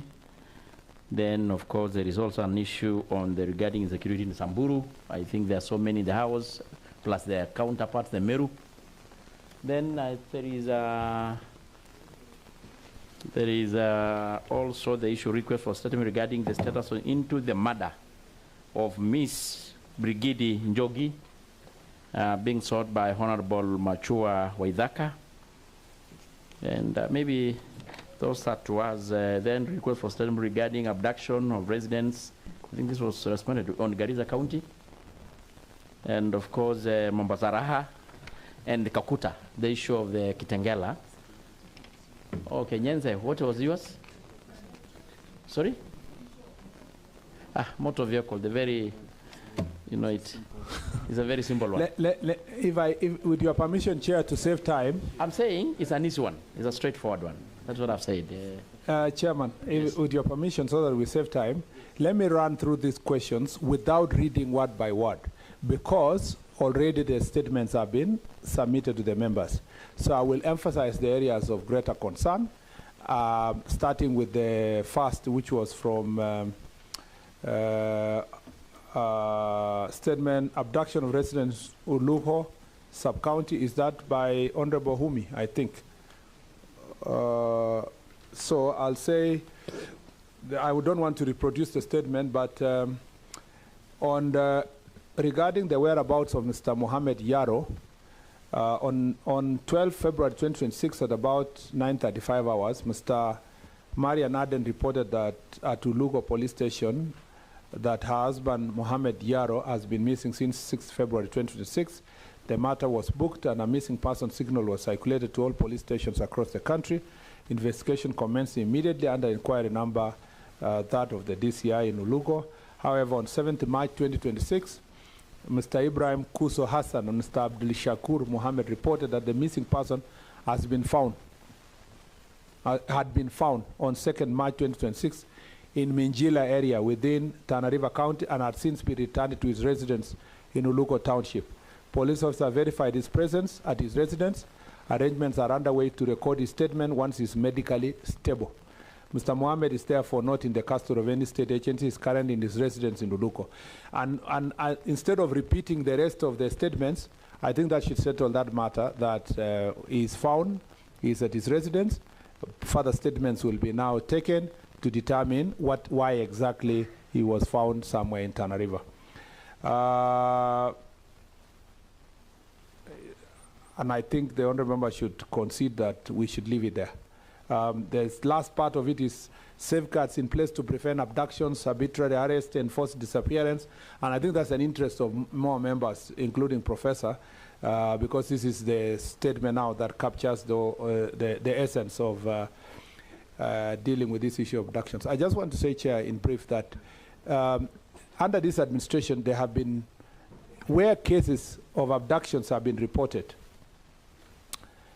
a number of cases we have established that person was, they were found, in one case there were a mental health issue, another one was a person who had crossed the border for personal reasons to use Somalia. Now in this case somebody was found in Tana River and so forth. So we are happy every time cases are raised like this and the DCI is able to establish the whereabouts of that person. Of course there are cases where we are still investigating to find out where they are. But there have also been very political cases where people abduct themselves. You know, that the case of a member of parliament, there's a case of a former minister. So these cases are also becoming rampant. There was a case of a young man, and if you want to understand how the judiciary is very unfair to DCI, there was a young man during the protest who was reported by family to have been abducted. And then the judge was so harsh on the part of the DCI. And then that person it was established that he was enjoying his life with his friends. The judge has never apologized to the National Police Service or the DCI. He instead shielded that young man and protected him from accountability. What does that mean? It means that in future, nobody will take seriously cases of abduction, because even where there is real abduction, nobody will take seriously because the judiciary is playing around with serious matter. That young man should have been held into account. The same way with these other politically organized abductions, if we really have to go forward as a nation. However, let me say that, Chair, the following safeguards have been put in place to deal with abductions, arbitrary arrest, and enforced disappearance. One, as per the Constitution, anyone who has been arrested by the police must be produced in court according to the Constitution within 24 hours. We have institutions meant to prevent abuse and accountability. That includes IPOA, Kenya National Commission on Human Rights, the Office of Director of Public Prosecution, Judiciary, among others, that will ensure accountability. We are also bound by international law, including International Covenant on Civil and Political Rights, Convention Against the Torture, African Charter on Human and People's Rights, among others. Police officers are being trained also on these issues, including the current recruits. That suffices for question one. Question two for Honorable Guyo Lubo. No, Honorable, the abduction is for Mr. Guyo Lubo. The Member of Parliament for Isiolo County, has requested to be apprised for abduction of Mr. Guyo Lubo within Isiolo town. And I want to say that Abshiro Guyo Boru reported at Isiolo Police Station on 19 December 2025 that while in the company of victim of Merti near Kina stage in Isiolo town, they were preparing to travel to Ramu in Mandera to purchase goods when a white Toyota Probox motor vehicle bearing KDT registration prefix and carrying 3 occupants approached them. 2 of the occupants alighted, forcibly restrained Mr. Guyo Lubo, bundled him into the vehicle and sped off. The incident occurred very swiftly, preventing the complainant from capturing the full registration details. Members of the public did not intervene due to the speed of which the incident occurred. Investigation commenced immediately. The scene was visited and documented. Complaint recorded. His statement recorded statement. Efforts to identify additional witnesses have not yielded results yet. Efforts also to obtain CCTV footage have been unsuccessful. The DCI is investigating 6 mobile numbers, including that of the victim analysis, and preliminary findings indicate that only 2 calls were made after the incident, and analysis of associated contacts is ongoing. Measures being taken to establish the whereabouts of Mr. Lubo. The DCI is investigating and doing forensic analysis, including the call data records. All necessary resources are being deployed to do so. What do we do to, in such cases, to communicate with the family? The government is implementing several measures, including anti-abduction unit to respond swiftly investigate abduction cases across the country. Members of the public are encouraged also to report to the DCI through Fichua Kwa DCI, and also we need to strengthen community policing for close working relationship. That is the response to the second statement. The third is the statement regarding the rising cases of insecurity in parts of Western Kenya. I think that was asked by Honorable Emase. She's not here, and the statement has been provided. Mr. Chair, that should suffice unless the clarification in writing are submitted to us according to your directions. The next one is a statement of the insecurity affecting teacher service in Isiolo Kipsing region by Honorable Mumina Bonaya. Part 1, measures being taken by government to guarantee the safety and security of teachers serving in Isiolo Kipsing region, of course following cases of banditry and the killing of Mr. William Maingi Katobu, who is a 58-year-old deputy principal of Leparua Secondary School. The deceased sustained gunshots, wound to chest, and multiple stab wounds at the rib cage. The body was, and he passed on, and the body was moved to Isiolo Level 4 Hospital.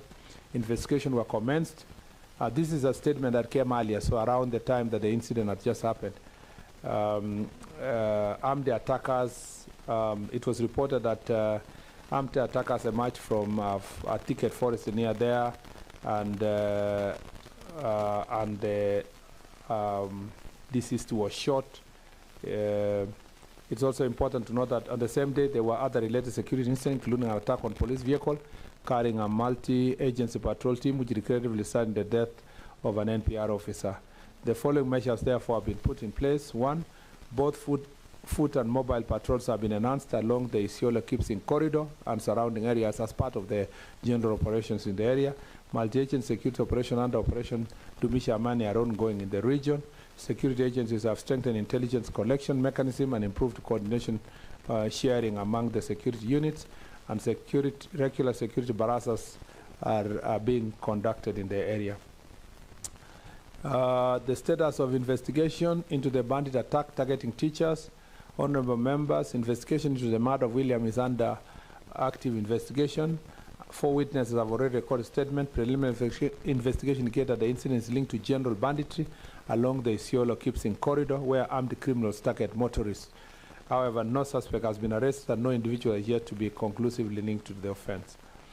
Immediate long-term interventions, as I said, the mobile foot patrols, stepped-up intelligence, regular public barazas, use of the police operations, recruitment of NPR and working with them, and we are in the process of getting additional equipment, including anti-personnel units.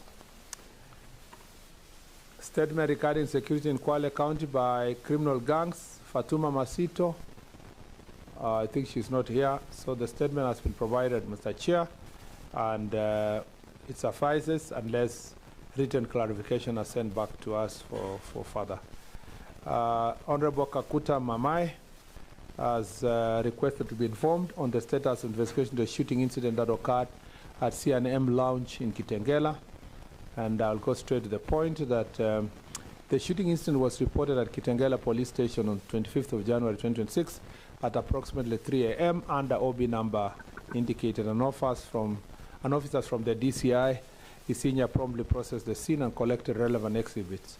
Preliminary investigation indicated that the incident allegedly arose from the confrontation between 2 civilians and police officers. The victim, Mr. Kevin Maseri and Mr. Joseph Musondu, sustained gunshot injuries and was rushed to Saitoti Hospital before being referred to Kajiado Level 5 Hospital. Mr. Kevin Maseri was later referred to Metropolitan Hospital, Buruburu, where he was pronounced dead on arrival. Police file was opened, several witnesses identified, interviewed, and their statement recorded, including individuals captured on CCTV footage. 4 police officers who were armed at the time were also interviewed.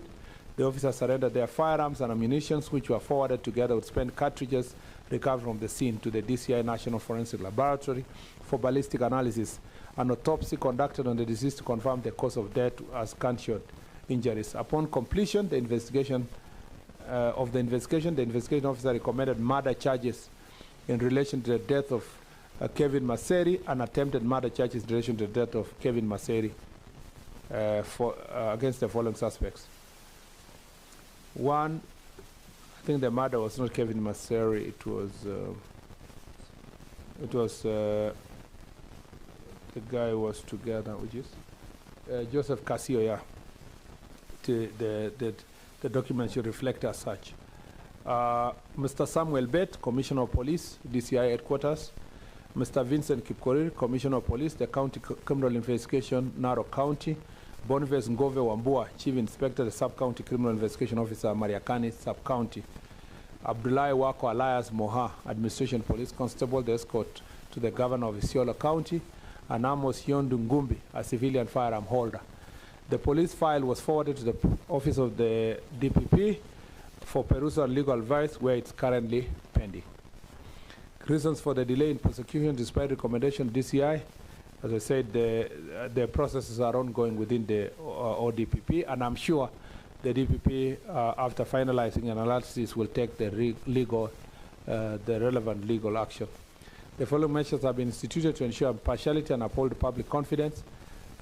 Investigations are subject to oversight by IPOA. Officers facing criminal charges are interdicted and upon conviction are subjected to disciplinary action. Officers implicated in this are excluded from investigation to prevent conflict of interest. All suspects are treated equally under the law without preferential treatment. Investigation files are submitted to ODPP for independent legal review and direction. The National Police Service continues to provide updates to the public within the confines of the law.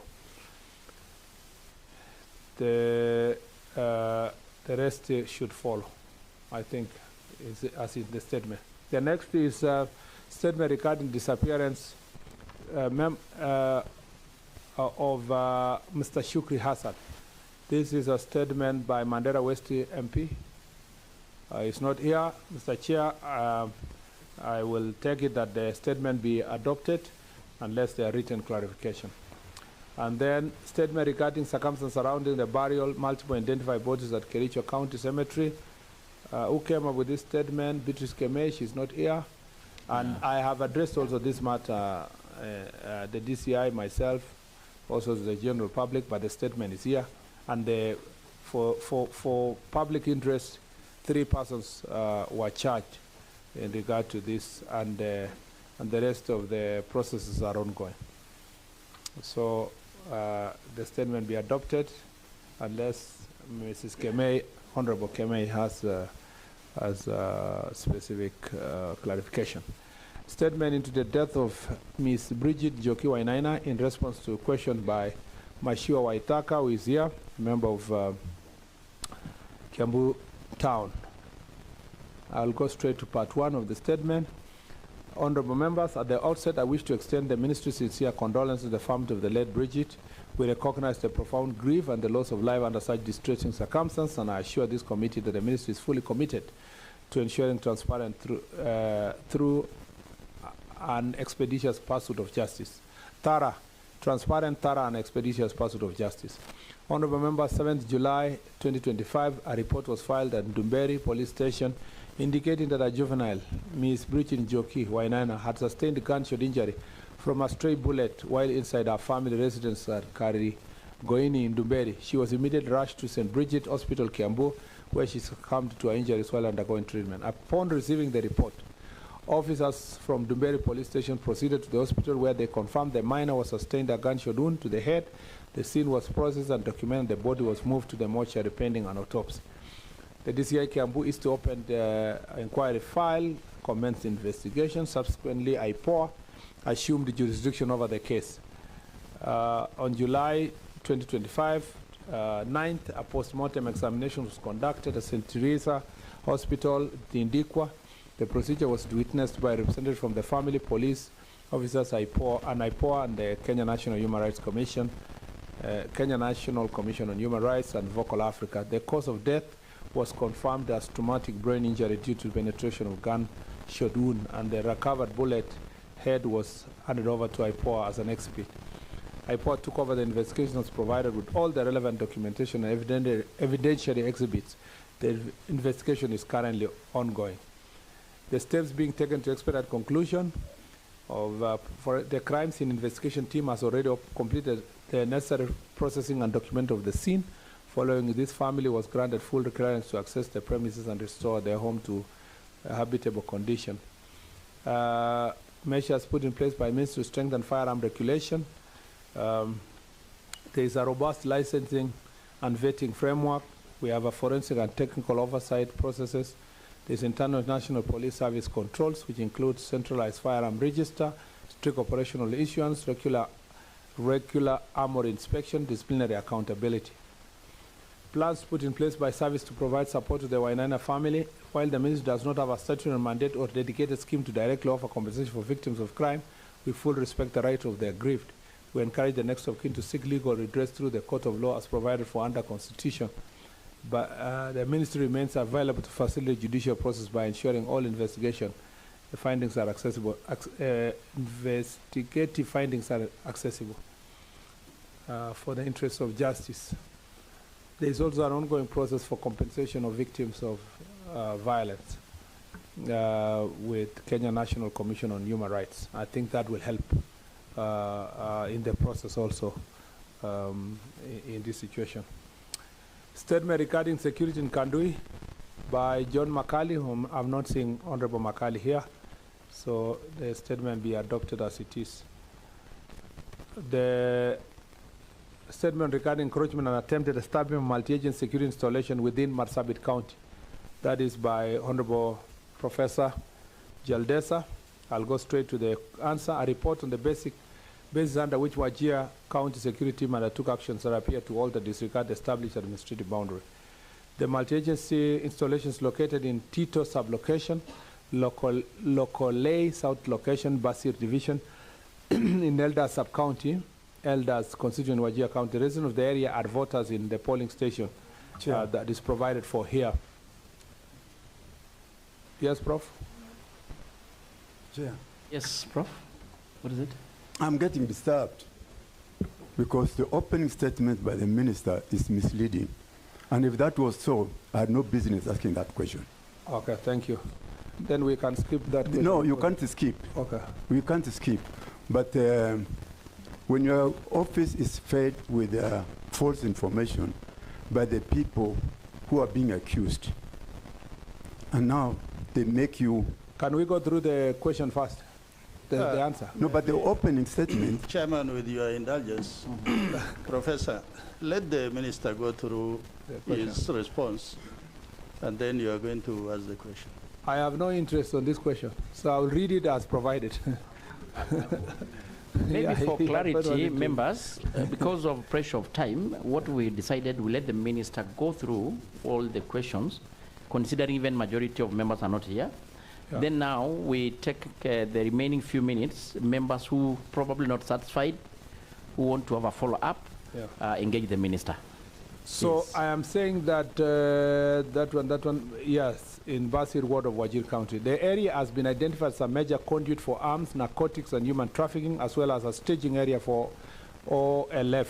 Consequently, following several deliberations by Wajir County Security Intelligence Committee and the Northeastern Regional Security Intelligence Committee, and submission during Jukwaa Usalama, where I was personally, it was noted that due to the challenges encountered in terms of long distance, rough terrain, armed militia, and compromised community leaders and government officials, there was need for a multi-agency facility at Basir to enhance security coverage. Indeed, during the Jukwaa la Usalama Forum of 24th September 2025 in Wajir County, it was noted that there is need to set up a multi-agency center at Basir to curb arms, narcotics, and human trafficking.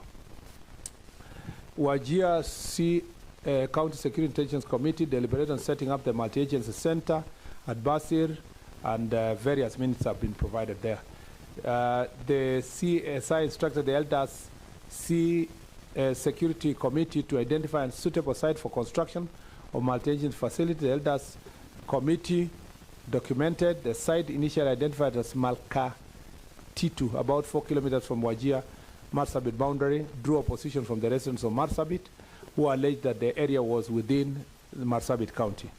A joint meeting of the elders and Marsabit County and Sololo security team in Marsabit County was held on 9th of January this year at the SEC boardroom in Basir. Various resolutions were made, and the Sololo team requested for 30 days to enable them to sensitize their community on the multi-agency facility.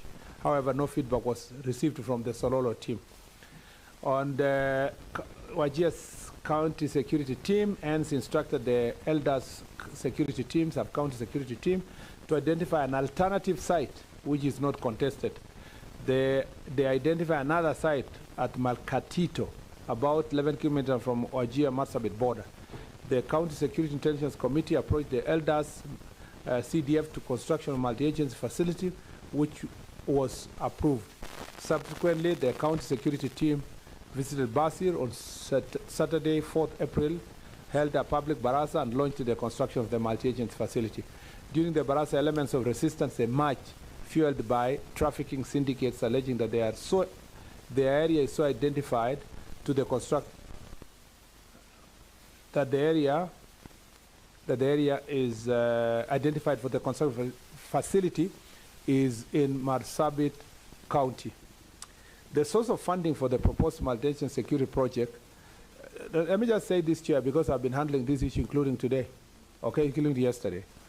I have told the long and short, apart from all this statement, the long and short, I've told the regional security team of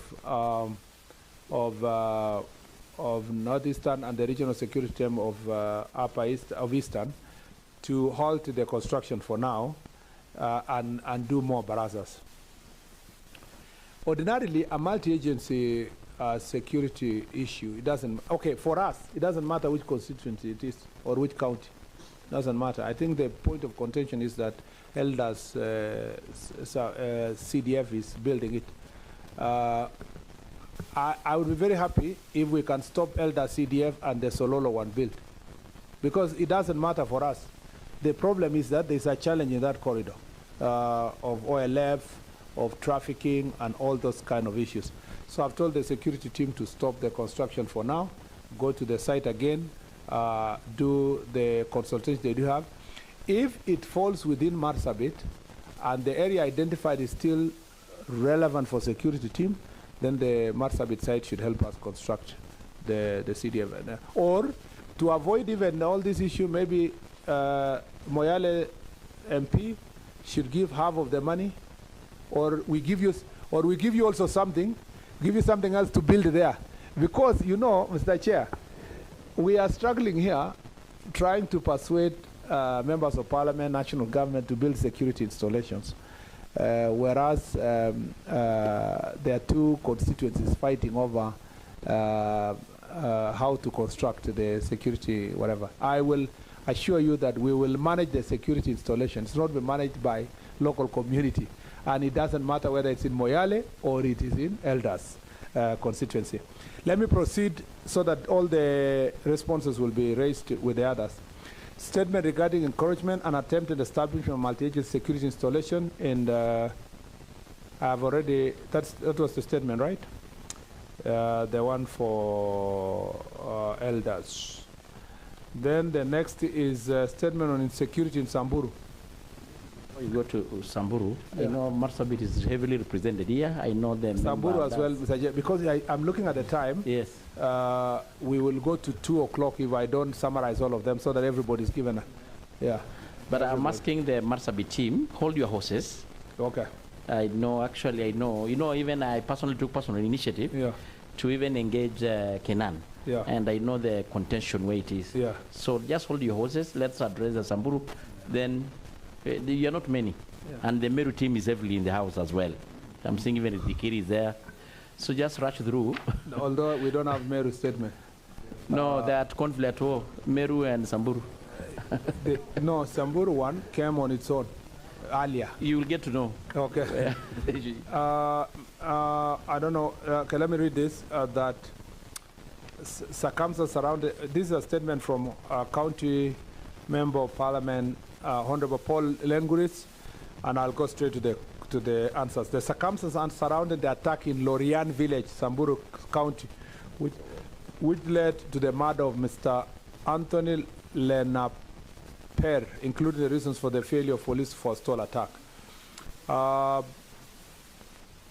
members, on 13th April 2026, the chief of Murijo area, and I've been to this area, reported Marty of a shooting incident in Lorian. He stated that the unknown armed bandits had attacked Samburu herders alongside National Police Reserve.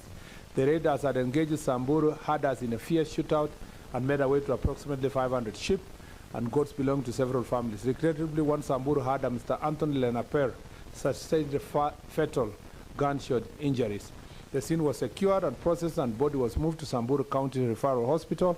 On 14th April 2026, a postmortem examination established the cause of death as cardiorespiratory arrest due to excessive bleeding resulting from the 2 gunshot wounds.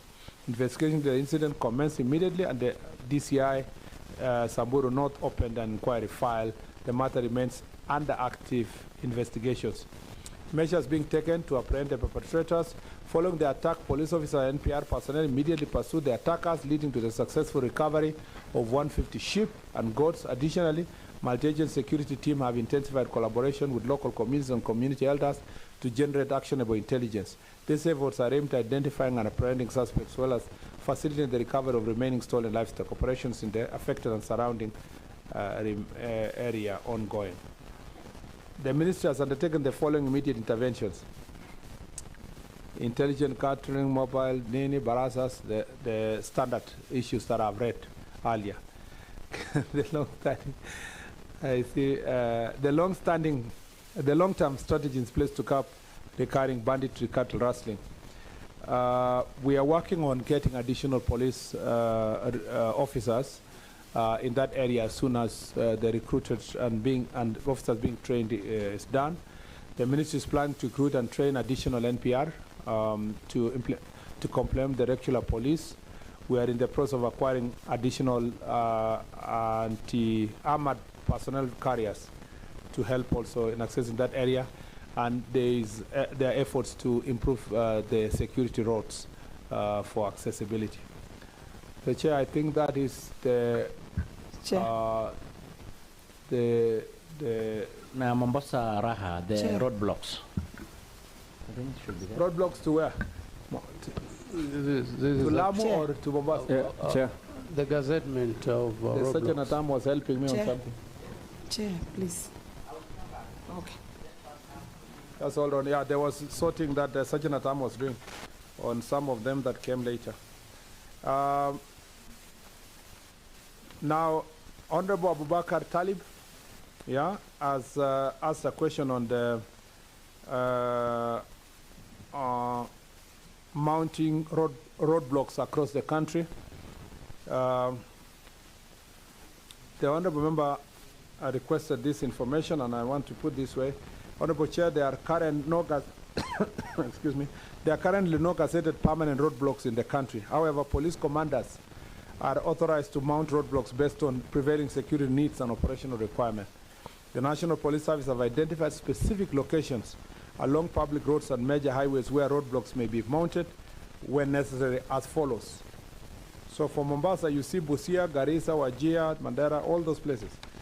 Do I have Mombasa here? No, we have Kwale, in Lungalunga, Lamu, Lamu Central, Lamu West, Tana River, Tana Delta, and so forth. Oh, sorry, number 10 is Mombasa, yes, in Nyali Bridge and Likoni checkpoint area are some of the areas that have been identified. There are also roadblocks that are mounted on an emergency basis during an operation, especially when we are tipped with information that there are trafficking of drugs, persons, or such kind of events happening in any part of Kenya. The justification for this is to maintenance or preservation of law and order, detection and prevention of crime, support of public orders on special security operations, promotion of road safety, prevention of terror, human trafficking, and all forms of transnational organized crime, and so forth. Measures to ensure roadblock operations do not cause traffic congestion. Transition to mobile the measures include transition to mobile patrols, operations with a significant reduction in static roadblocks. Time-restricted inspections, where routine checks are conducted between 9 and 4 p.m. Enhanced command accountability, requiring roadblocks to be mounted only with the express authority of the regional or formation commanders.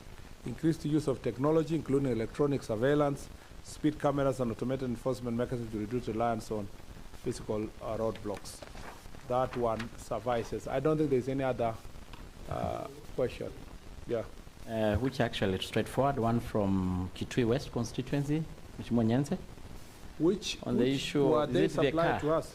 Yeah, I mean, was it not supplied? The issue of the vehicles in the sub-counties. Let me say this for vehicles, without even reading a statement. Yes. Yeah, we have a serious acute shortage of police vehicles across the country, and for the administrators.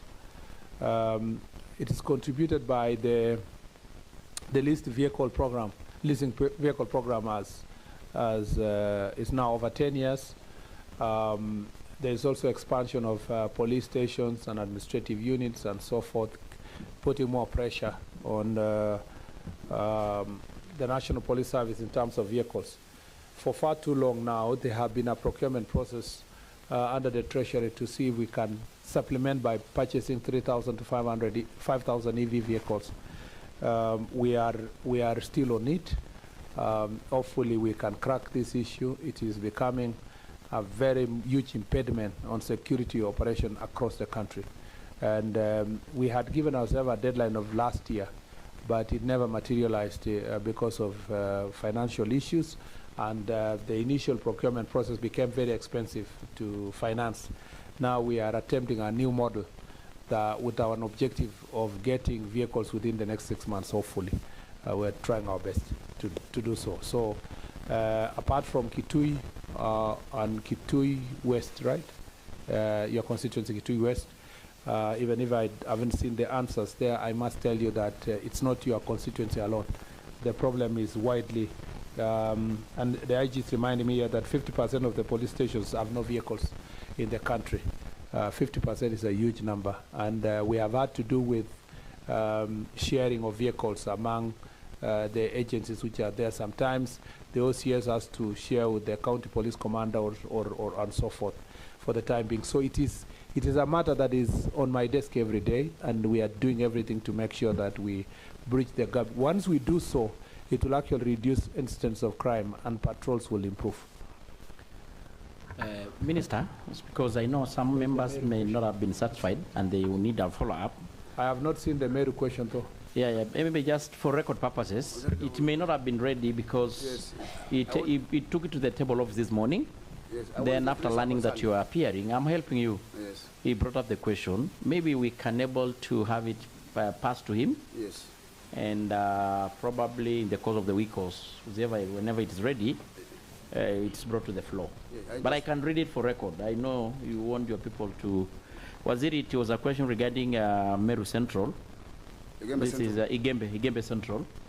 And I read, just on the 9th of the 15th, officers believed to be from SOG conducted an operation between Farm and the Kaituni area in Igembe Central, during which they reportedly assaulted innocent residents, leaving 40 people injured and destroying property of unknown value.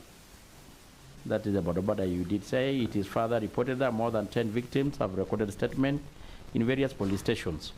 So maybe, I know the response may not be ready, I don't know. Chairman, I wanted to answer something small. Okay. I want to answer something small, Mr. Waziri. I wanted to add something small on that one. We have a problem with that SOG team. And the whole of Igembe Central, Kiango Sub-County, we have OSPD and DCI, but we don't have a police station. So we were requesting for upgrading of Kiotene police post and Kiango police post, so that instead of having SOG there, we can have police stations that can put the roadblock, because the SOG are doing nothing. There is no insecurity, there are no criminal activities going on. They are just beating people for no reason. And we have the records, and they have reported the police stations. We have the OMBs. And to add to that,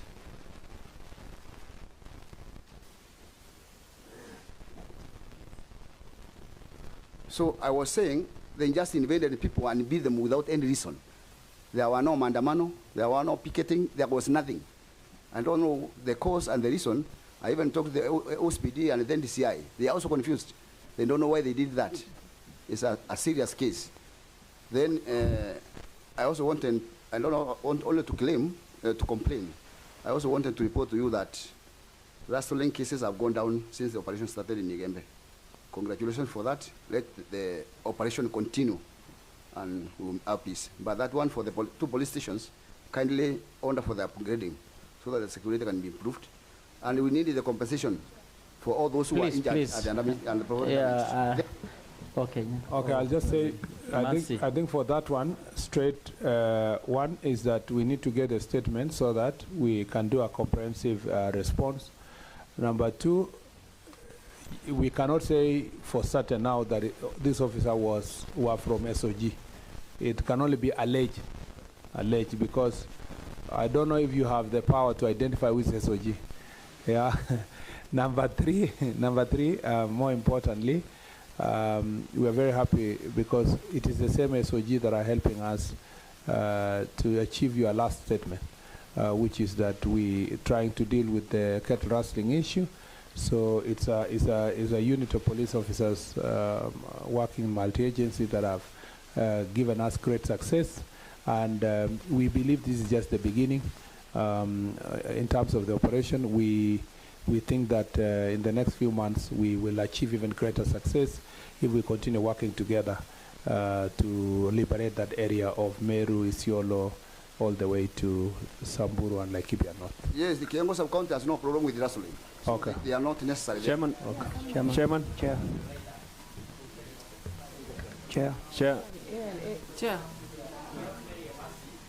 All have a question. She can only now ask the clarification. Chair, I would like to. I'm sorry, I was a bit late. I was in another meeting. If I may, but I want to just before we on a point of order, am I allowed to raise a point of order? Yeah. Mr. Chair, if you may now open for all the statements, then I will respond one round for all of them. Okay. So that since we have already adopted Mary's Honorable Emase's statement, now she can raise the clarifications on top of it. Yeah. That's what I suggest, and maybe we tend to squeeze. We had agreed that by 1:30 we'll leave here. Chair, maybe we can. Aduma, please. Chair, Aduma. I also have a point of order. Chair, I'd like to augment some. Aduma. You know how we operate. Thank you, Chair. Chair, I was saying I'm sorry I'm a bit late, but I've quickly looked at the response on my statement, which was about insecurity in Western Kenya, and especially in Teso South, where I had attacks on several businesses and 4 watchmen were killed. But I want to say that the ministry, your ministry officers have done a good job. One of the suspect was arrested, and a very critical one, because that is the one who was showing his co-accused the shops to be attacked, and it could be seen on CCTV. But my biggest problem is, you've addressed this, you've said on the vehicles. 3 of my police stations do not have vehicles. So even when these officers are called, they're working under very difficult conditions. Being able to respond to these emergencies is a big challenge. Probably if you could tell us for how long we need to wait, even if we could get 2 vehicles in Teso Central and Teso South, even the town station, I was with the OCS who just came the other day. He does not have a vehicle. That would really help us. But the security has stabilized, and we are very happy.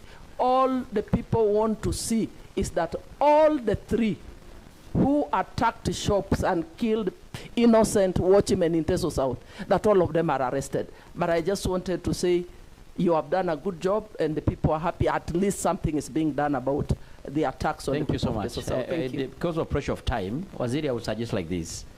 Of course, seemingly, the very sensitive issue of Marsabit is not satisfactory. Maybe they will do a follow-up. I don't know how, maybe one of them. Then Kakuta, then we have Samburu, then Umi. I think yours was a straightforward. Roadblock, seems everybody. So I don't know whether 1 minute each. 1 minute each. And go to the question, not comment, not compliment. And Nakuru County, you didn't ask any question, please. No, we are not adding any question, please. You are a member of this committee. We can call the minister, or we can call any other day, any other time. Nyense, I think yours was a straightforward. It's just one point that he said they can actually borrow from OCS, but there is no vehicle even for the DCC, for base commander. There is no vehicle at all. So you can't get any vehicle from the DCC. Yeah. So mine, I think it's a special case. Go to Marsabit, then go to Nakuru, Samburu, then you go Kitengela. Kiambu. You didn't have a question. Dikiri. No, but which question? Yeah. Which question? You are a senior member. Sorry? Order. Kiambu, after that. Chairman Kiambu. Chair Kiambu. So, Waziri, I know you are used to discretion. The Marsabit, the Samburu, Kiambu, the Kitengela, the Kiambu. That's what we are not adding any new questions. Please. The roadblock, the issue of these MP colleagues. Yes, okay. Waziri. Okay. Now. So, no, go on. Marsabit, then we go Samburu, then we go Kitengela, then we go Umi, then. Thank you, Chair. Okay. Thank you, Chair. To put the record correct, I have a map of the site on which I want to table and show to the Minister and the Chair that site that is being discussed is well within Marsabit County. And there is no negotiation about it. It is within Marsabit County. And there's no way in which Elders constituency, CDF, will build something in another county, in another constituency, when we know Elders is one of the most underprivileged, least developed constituencies in northern Kenya. Mr. Chairman, the report, I don't know whether I want to disregard the statement which was written and go for the summary given by the minister, the CS, in that the construction work will stop forthwith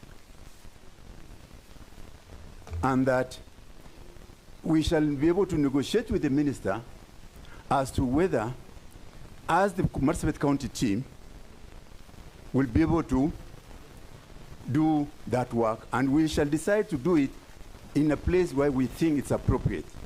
Chairman, in 2023, May, I requested for a police post in that area. And the reason why that police post was not provided was because there are not enough police officers for deployment. Now, I'm just surprised that when Elders MP wants something, you want to give them a multi-agency, yet when we requested, you are not giving us. So, Waziri, I am glad you said that work should stop and people should vacate, because it's an occupation, it's an act of occupation of another person's territory. And for your information, that area is very, very sensitive. You remember the tribal clashes which we used to have in that area. The last time we had clashes was around 2021. I'm happy that since I came to Parliament, the place has been peaceful. This incident, which may look very small, has actually started peaceful coexistence among the people. And if you are not careful, it will lead to some disruption of peace, it will lead to conflict and bloodshed. It should not be taken lightly. I know the MP that we are accusing was accused by Mandera, Wajir South, no, Wajir West, Tarbach, and Wajir North. We need to rein in the members of parliament who have no respect for rule of order. When the speaker ordered on Wednesday, that you come here. Professor, you have made a point. No, because I want to table Naomi this. want to ride. I know. I want to table this. This will be part of the record. Yeah. And Waziri, to be honest, I even personally met Kenan, and he admitted what was going on is within Mandera. Within Marsabit. Marsabit. We have agreed that both security teams halt the process, do a local barasa there, agree on the way forward, which is not going to cause us any problem. Waziri, we have no business to discuss security matters with the Wajir team. We have business with to the discuss... team, the security team. No, the Professor. security team, Wajir, you see, like when that statement said that the Sololo people did not report back, the Sololo security team are not under the... They are not answerable to Wajir Security County Committee.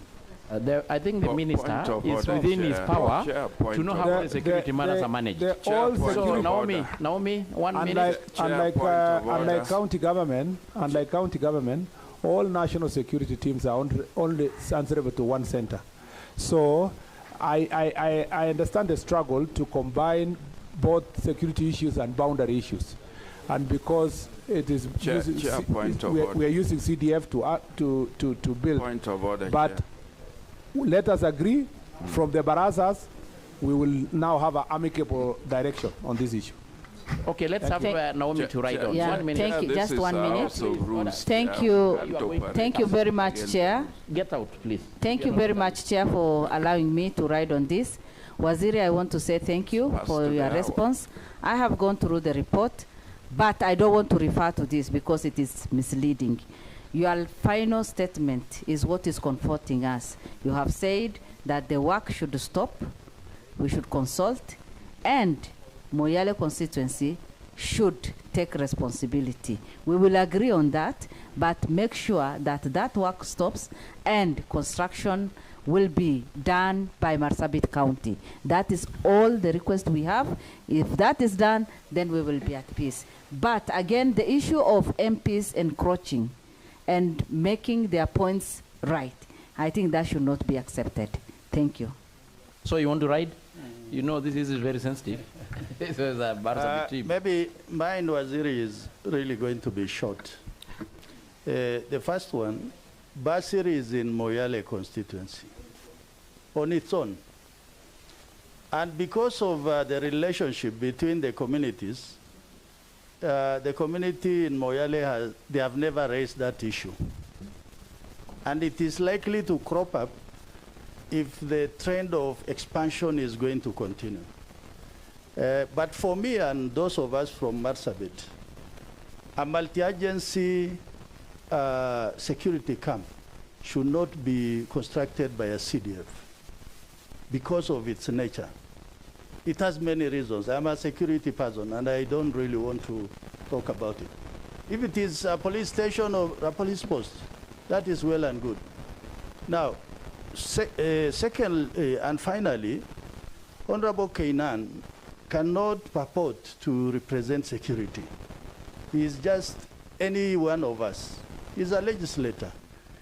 Let him ask for a security post and let the security agencies decide whether it is possible or not.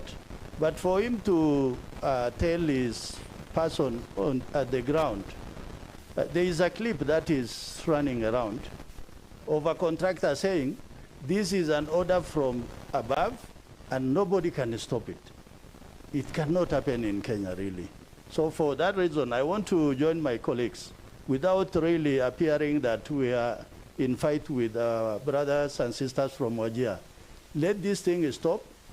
Let the security agencies and all of us reach an amicable conclusion on how this facility can be constructed eventually. Thank you. Thank you. Professor, we must move forward. 1 second. Because the Point of order, Chair. The county commissioner Wajir did not do due diligence. Yes.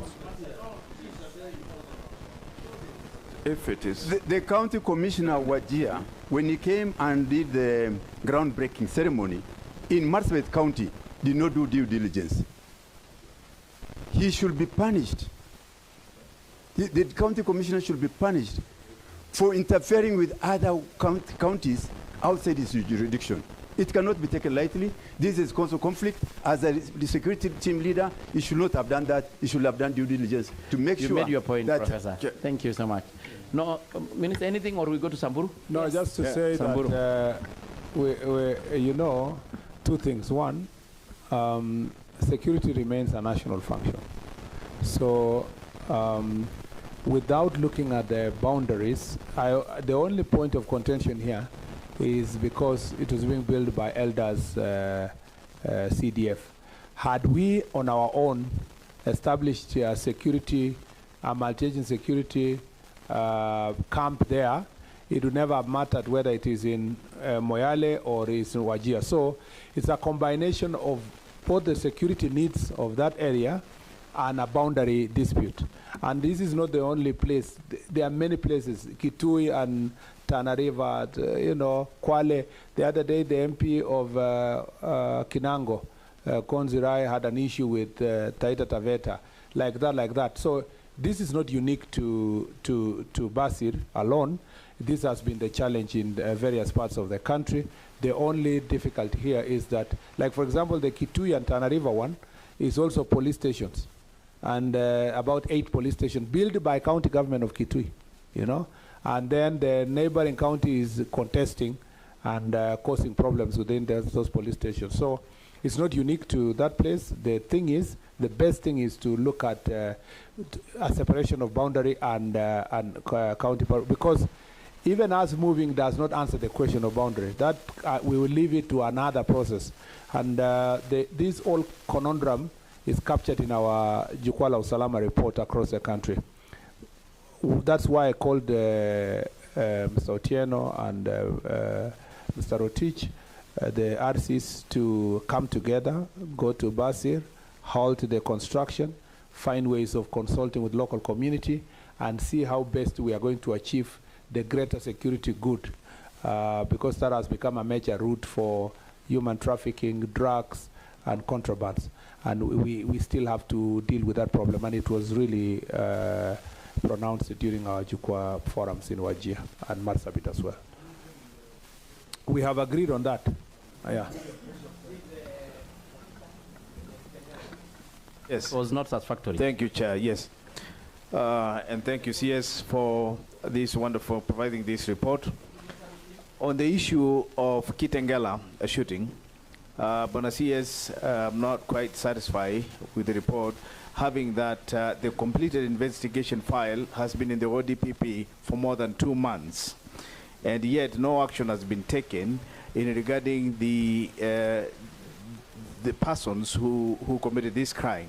And it is subject to questioning, especially by my voters, because, you know, there was an officer who was working for the DCI, and there are some worries and concerns that the reason this file has not been moved away from the ODPP is simply because this officer might have interfered with moving forward on arresting these individuals simply because he's a police officer and he works for the DCI. What would you say about that? Because my voters are seriously concerned about that. I think it's very straightforward. The fact that DCI himself investigated and arrested those people and presented a file to DPP is first a plus that there is no interference from the police side. The oversight mechanism of DPP is ongoing. I cannot cast improper motive on the part of DPP, because he has an oversight responsibility to analyze the files and analyze the evidence. I am confident that in the fullness of time, he will now give a way forward based on the law and evidence. So I think your constituency should be a little bit patient. I don't speak for DPP. DPP is not the Ministry of Interior, but being a part of the law, justice, law and order sector, I have confidence in the ability of the DPP to give a proper way forward soonest. Thank you, Mr. Chair. Thank you, Samburu, and the deceased one. Is it Kiambu? Yes, Which Kiambu. one was it? Yes, Kiambu. Maybe you can rush through. I don't know. Samburu, what's not satisfactory? Yes.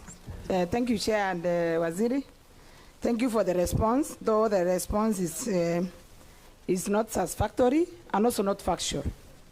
First, the number of animals that were lost during the attack was 700, not 500. And no recovery have been made even up to today. I just called when I'm here, and zero recovery has been done. So whoever responded to you, Waziri, you need to tell them to give us the correct report.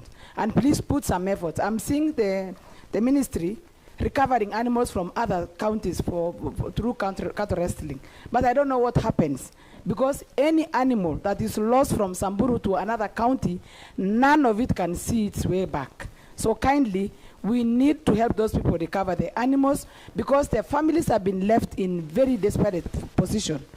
All the animals have been taken, and the herder was killed. Waziri, and then also on the hotspot areas, you know Samburu very well, I'm sure. And you mentioned along Baragoi, Maral, Baragoi, Lorian, and Barsaloi. But there are areas that are always disturbed. Every day, even yesterday, there were shots.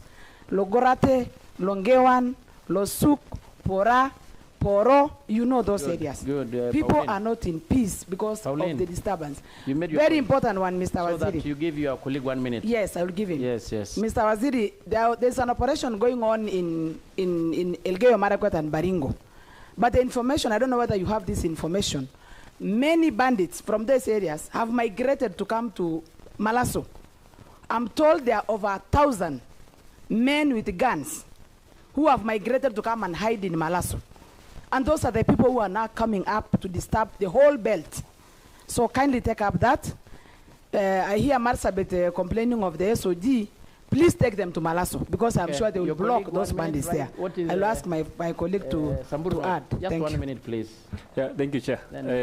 Then we go to, yes? Yes, I would like to argument on the points which are made by the women rep. I am the member of parliament for the area which was affected.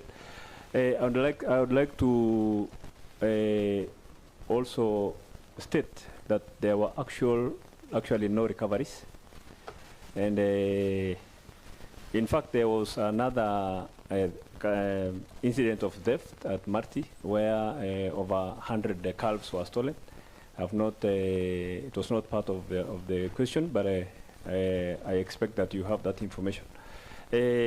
Honorable CS, you spoke about sustained operation. In that belt, what we are lacking is actually what you were saying, sustained operation. The SOG you gave, who came there for like 3 or 4 days and then they disappeared. And there was an incident a few months ago where there was an attack on a police escort who were escorting remandees, hardcore criminals, and a policeman was shot, his gun was stolen. Up to now, there's no recovery up to date, and those very, very same bandits are the ones who are harassing these people. Thank you. That is the point on sustained. Then Umi. Want to share one, just one? Time is really. Yes. You go to the point. On the issue that you also spoke about on infrastructure, these belts, Honorable CS, are insecurity corridors, specifically because of lack of network coverage. These are dark spots. No information gets out until very, very late. And we know that your ministry can really do something about this. So please, I would like to give this to you as your takeaway from this meeting. Maybe we can have a meeting with you later on. But kindly, the lack of network coverage in Masikita, Nachola, Suyan, parts of Niro, Angatananyeki, these are those areas which are giving us headaches. At your point. Waithaka? Thank you, Bwana. Thank you. Waithaka, then thank you. Umi, and Bonaya. Thank you, Bwana CS, for coming. And on the question about Bridget, the girl who, 12-year child who was killed by a stray bullet that came into the house, I am not satisfied at all. Bwana CS, I'm not sure that you know the circumstances that led to the death. This kid, 12-year kid, was at home because of the Sabasaba protests. And she was lying on the couch with her mother. And a stray bullet came through the house from the roof, struck her on the head, and she died. Now, the family was told that they could not do anything to fix the house, that they had to wait till the investigations were complete. And the family is traumatized every day because in the morning they get to see that hole because it's up in the roof. They get to, in the morning, at night, and the family is traumatized. The mother is not been able to sleep in that house, and she's not been able to perform. She's actually a teacher.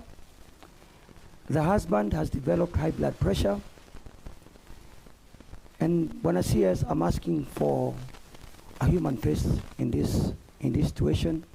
This was an innocent child that had committed no crime, was in the house, and she was killed. So please, do not tell us to go to court because the parents do not have money to go to court.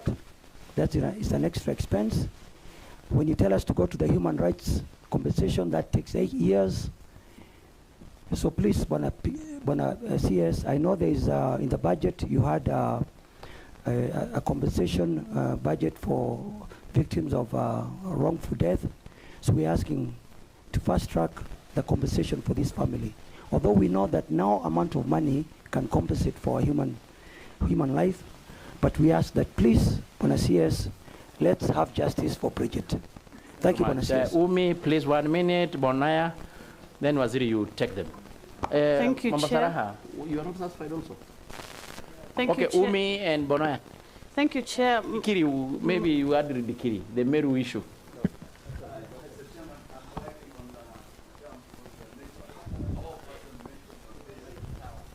Thank you. Thank you, Chair. Thank you, Waziri. I have heard your response. And those young men were released immediately. Mohamed was released, I think, after a week. Samburu, we literally did a police chase with them. We were rushing after them until they dropped them there off. He's now critical and heading to India for treatment. So, Waziri, my question is it the police who are abducting these young men? Who is doing it? Because sometimes we are worried. Are we facing people who are within the police so that we know at least these are the officers on duty, or are these people hiding behind unmarked vehicles? Because that's the crisis that we have. And we still have Abdinasir Khalid Ahmed missing, Abdirazak Yale still missing, and Abdisamad Ahmed Boruka still missing. So that's something we need to know so that it can provide a concept. Modica has been advertised in Garissa to have a roadblock. The crisis we have today morning is that a young man has been killed by an officer allegedly named Chalo, who was transferred from Garissa station to Balambala station. He shot the young man yesterday, saa 8 usiku. Today, the entire residence, as I speak here, my phone is blowing up. I don't know what to tell the people. And this is followed by an incident that happened where Ahmed was also shot last year, December. So if we have this roadblock here, is it providing a security solution to the people in Garissa, or is it killing the young people? Because, for example, Adan is a single child. The mother and the parents are old. Who is going to take care of them? The son is dead, shot simply because he's just trading along that route. So, Waziri, kindly, don't even just give us a solution, a statement. Please come to Garissa. The first point of reconciliation for us as Garissa residents is that Officer Chalo, who is alleged to have dispensed his gun, to be removed from his duty. Okay. Then we proceed and talk of justice. Thank you. Umi, Bonaya, then the degree right on you. Thank you, Chair. I have two statements that the minister responded to. You are not and not Chair, you're supposed just to follow up on what you responded. The question for the two follow-up. Okay. On the issue of the abduction, Waziri, every time I'm asked to raise a statement in Parliament on a case of abduction, I give up before even doing the statement. It's so frustrating because you do a statement, the response you get is exactly the same to each and every case. Nothing changes, it's the same. And if you look at the case of Lubo specifically, you realize that from the statement by the family members that was made, it is very clear, actually, for even ordinary person to follow up the matter and arrest the culprits. But still, the response that is given to you and you present to us is the one that doesn't give hope.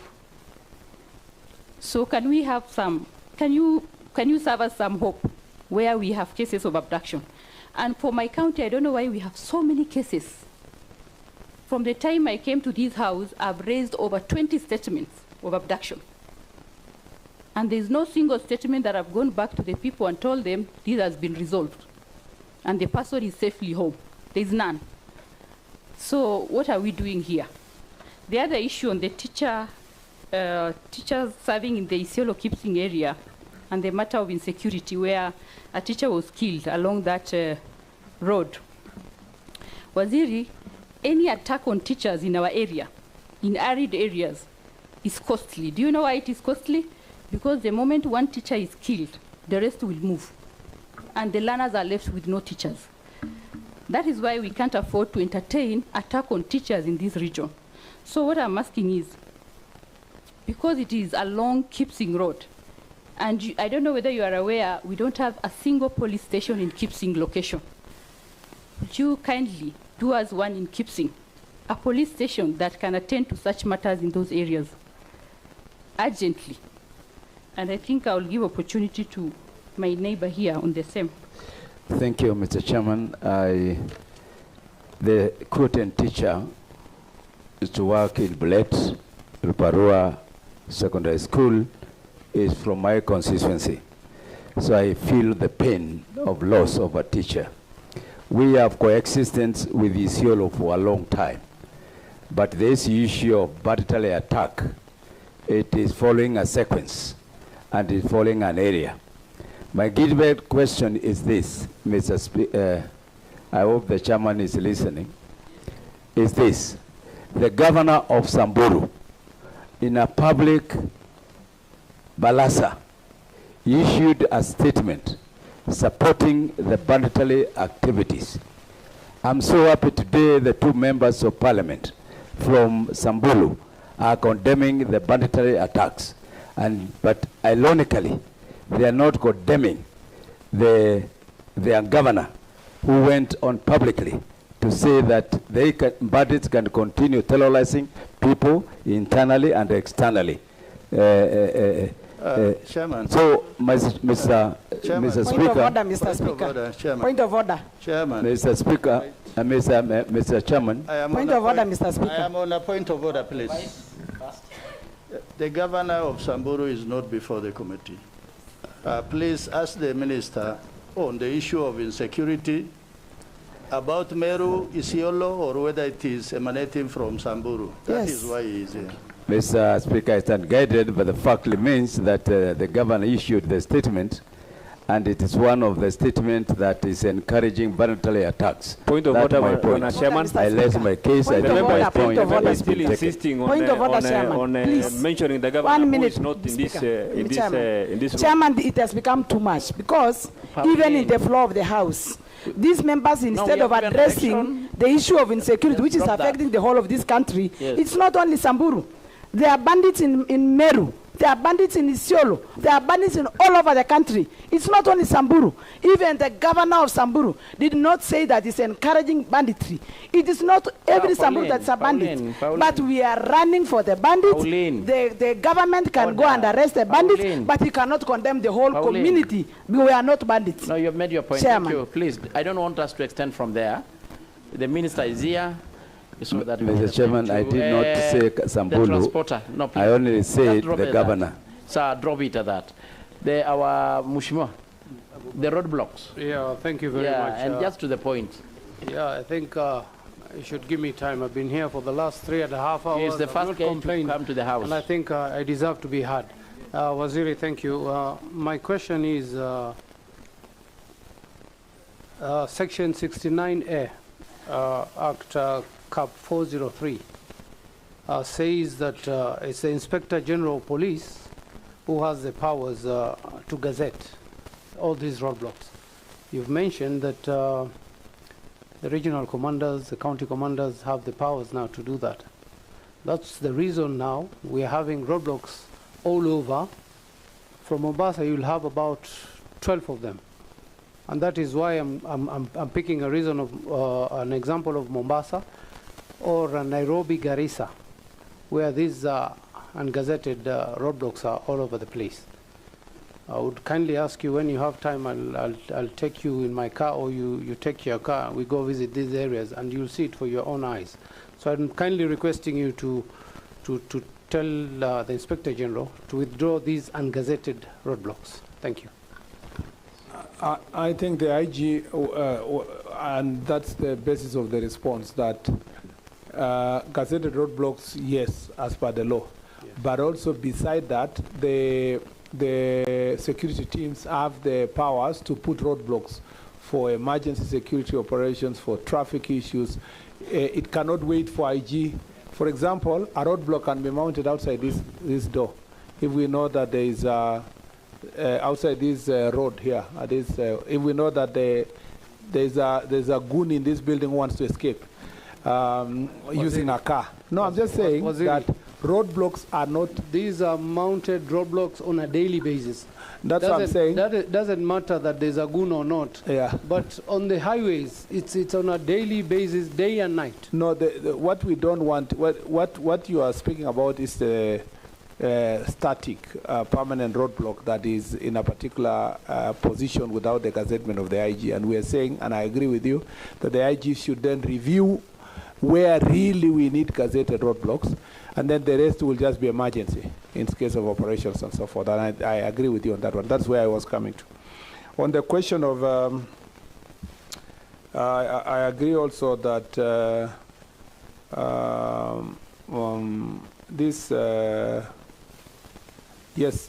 request by Honorable Mumina and Rindikiri on the question of security in Kipsing, we will assess the police station issue. We will work with the local security team to present the necessary proposal, having gone through the necessary security assessment.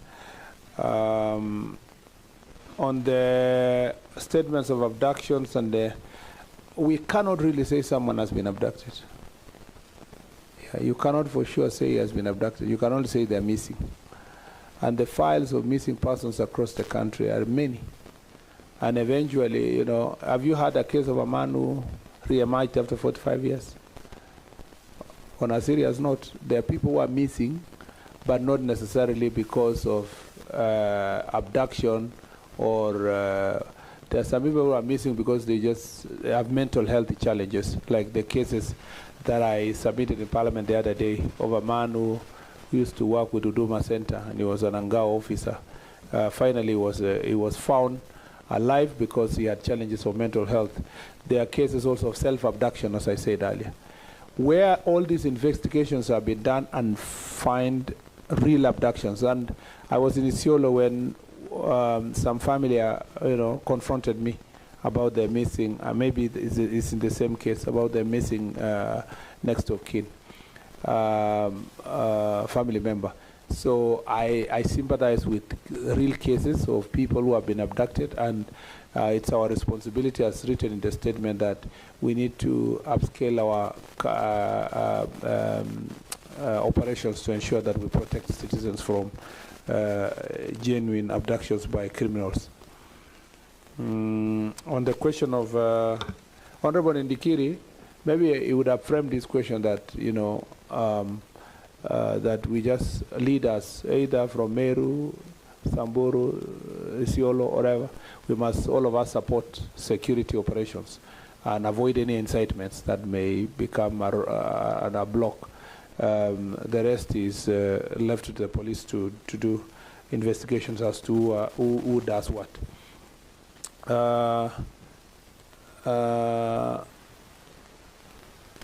I take up the challenge by Honorable Umi to visit the area and listen to his issues, some of which were raised in my last visit, but I have no problem coming again to Garissa to also assess security issues in the area and support the security team by making sure that they make the necessary decision and support them policy-wise, whether resource-wise or gazetting a particular person, legislative-wise, to support that area.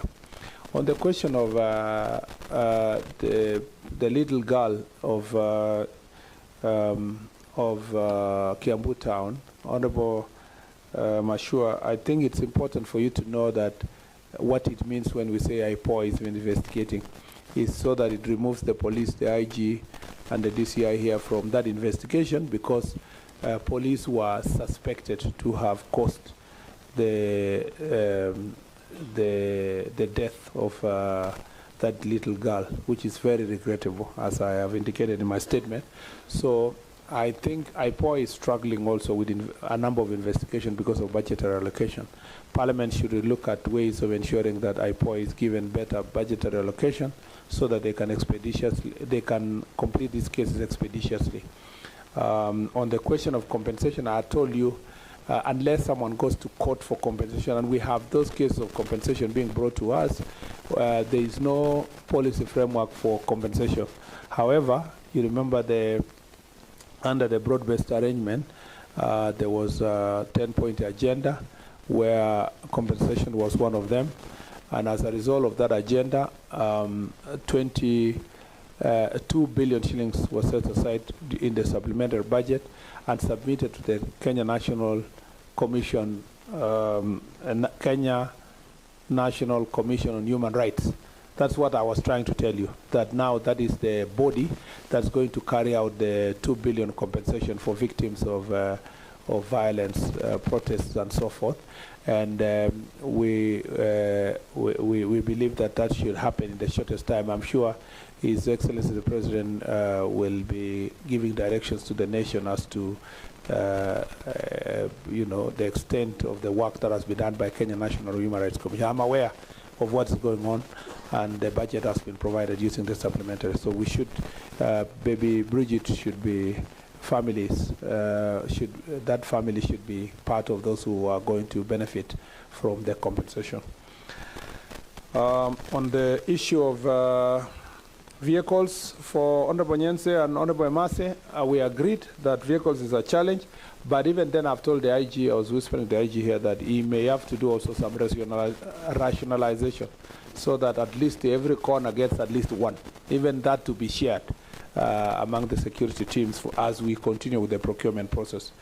On the question of numbers, failure to recover livestock and hotspots in Samburu, including Malazo Valley, network coverage, I thought the Member of Parliament of Samburu North, my friend, Letipila, should have also thanked me first to say, okay. I say thank you, Honorable CS, for the giving the great people of Arsim a listening ear, and the network of Arsim, and you are most welcome to come and visit Arsim. Even Arsim was part of the areas that were not covered. Safaricom is willing to work with government to improve also the other areas, and like you mentioned, and we have sat with you, it is also important to expand that to those other areas that you have captured to whatever, to deal with the issue of a network so that it can assist us in operation. The last thing I'd like to say is that I agree with all of you who have said that the report does not properly capture hotspot areas, and it needs to be properly updated. The entire Samburu is almost an hotspot area.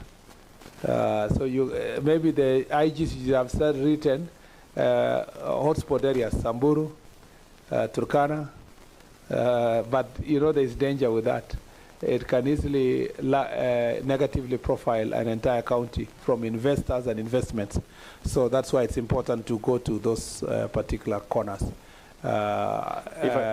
Samburu is a victim, but also aggressors are inside, especially Samburu East. But if you come to West, North, you have more victims as you progress. I would also like to appreciate, it's also good to say thank you. Because the insecurity in Baragoi, ever since we got into this past 3 years, it has really come down. Yeah. And in as much as we would like it to be perfect and better, where we have done progress, we must also appreciate the government for the good job that it has done. Thank you, Mr. Chair. This is the longest I've been here. Asante sana. Do this, as the Vice make a comment and we close. I think you need to note on what Mumina said about the very many abduction in Isiolo. It was really a very passionate plea. Sorry for that. Isiolo, has become a route because of the challenges we have. That's why we are even supporting the setup of security installation in the border of Wajir and Moyale, and because that route has become the route for illicit drugs and illicit alcohol, trafficking on persons, guns, bullets, and so forth. So as a result, sort of Isiolo becomes the melting point. So sometimes when you want to accuse the police of abductions, you never know these highly trained criminal characters, what they are capable of doing. But all of it will be investigated. I do not want to exonerate anybody, whether the police or the criminals. And that's why you see the continuous operation in that area. And we will continue staying at it until we salvage Isiolo. That was the chair mentioned the unpleasant experience for the Speaker of the National Assembly. And remember when the President was there as well, young people shouting there, intoxicated and so forth. Yeah, well, people. I'm not saying that the police took them. I'm saying being abducted by policemen. I know. Yes. No, now you will help us by recording. Yes, they are the ones doing it. You know them. Not that I know of. I just need to say that I don't know any police officers, Mheshimiwa. What I was trying to say is that because of that route being for serious criminals, you never know some of the criminals who may be the ones who are abducting others. And so the investigation will be done. And if it's a police officer, I will not block them from facing justice. And we need the support of the community to record statements on the same. Asanteni sana. Maybe a comment you will Thank you very much, Chairman. Waziri, thank you very much for your responses. I think as a committee, or as people's representatives, we don't take it for granted what you do and the men and women in uniform.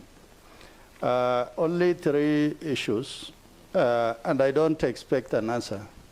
First is the issue of gangs, goons, that is inundating urban areas and peri-urban. I think going forward, we need to look at policing. Policing is dynamic. Whether we need special police units to handle those cases. Secondly is the issue of cattle rustling. And also insecurity, particularly in the assaults. Big footprint operation may not be necessary, but surgical, targeted, intelligence-led operation will really save the government a lot of money. Thirdly is to Road 2027. In your response, you mentioned politician, politics, everything around politics. I think the solution for the country and also a good response to the committee by yourself and your team is how we are preparing for election 2027. Finally, the issue raised by my group from Marsabit. There's no conflict between Wajir and Marsabit people. I think let no legislator or legislators cause our people to fight for something that can be stopped and resolved. Thank you very much. Waziri, just a closing remarks. Of course, the issue of the gangs and these criminal gangs has been there before. You remember the old Chongororo, the Mungiki. Your predecessors before handled them heads on. We all remember how Mishuki, really crashed and broke, all this. You're up to the task. You have to save this country. If we go toward 2027 under this situation, I'm worried it may not be looking very good. And the only time to redeem and save this is now. So thank you so much. We don't want to keep you for long. We have really done it. And the meeting is adjourned until communicated further. Thank you so much.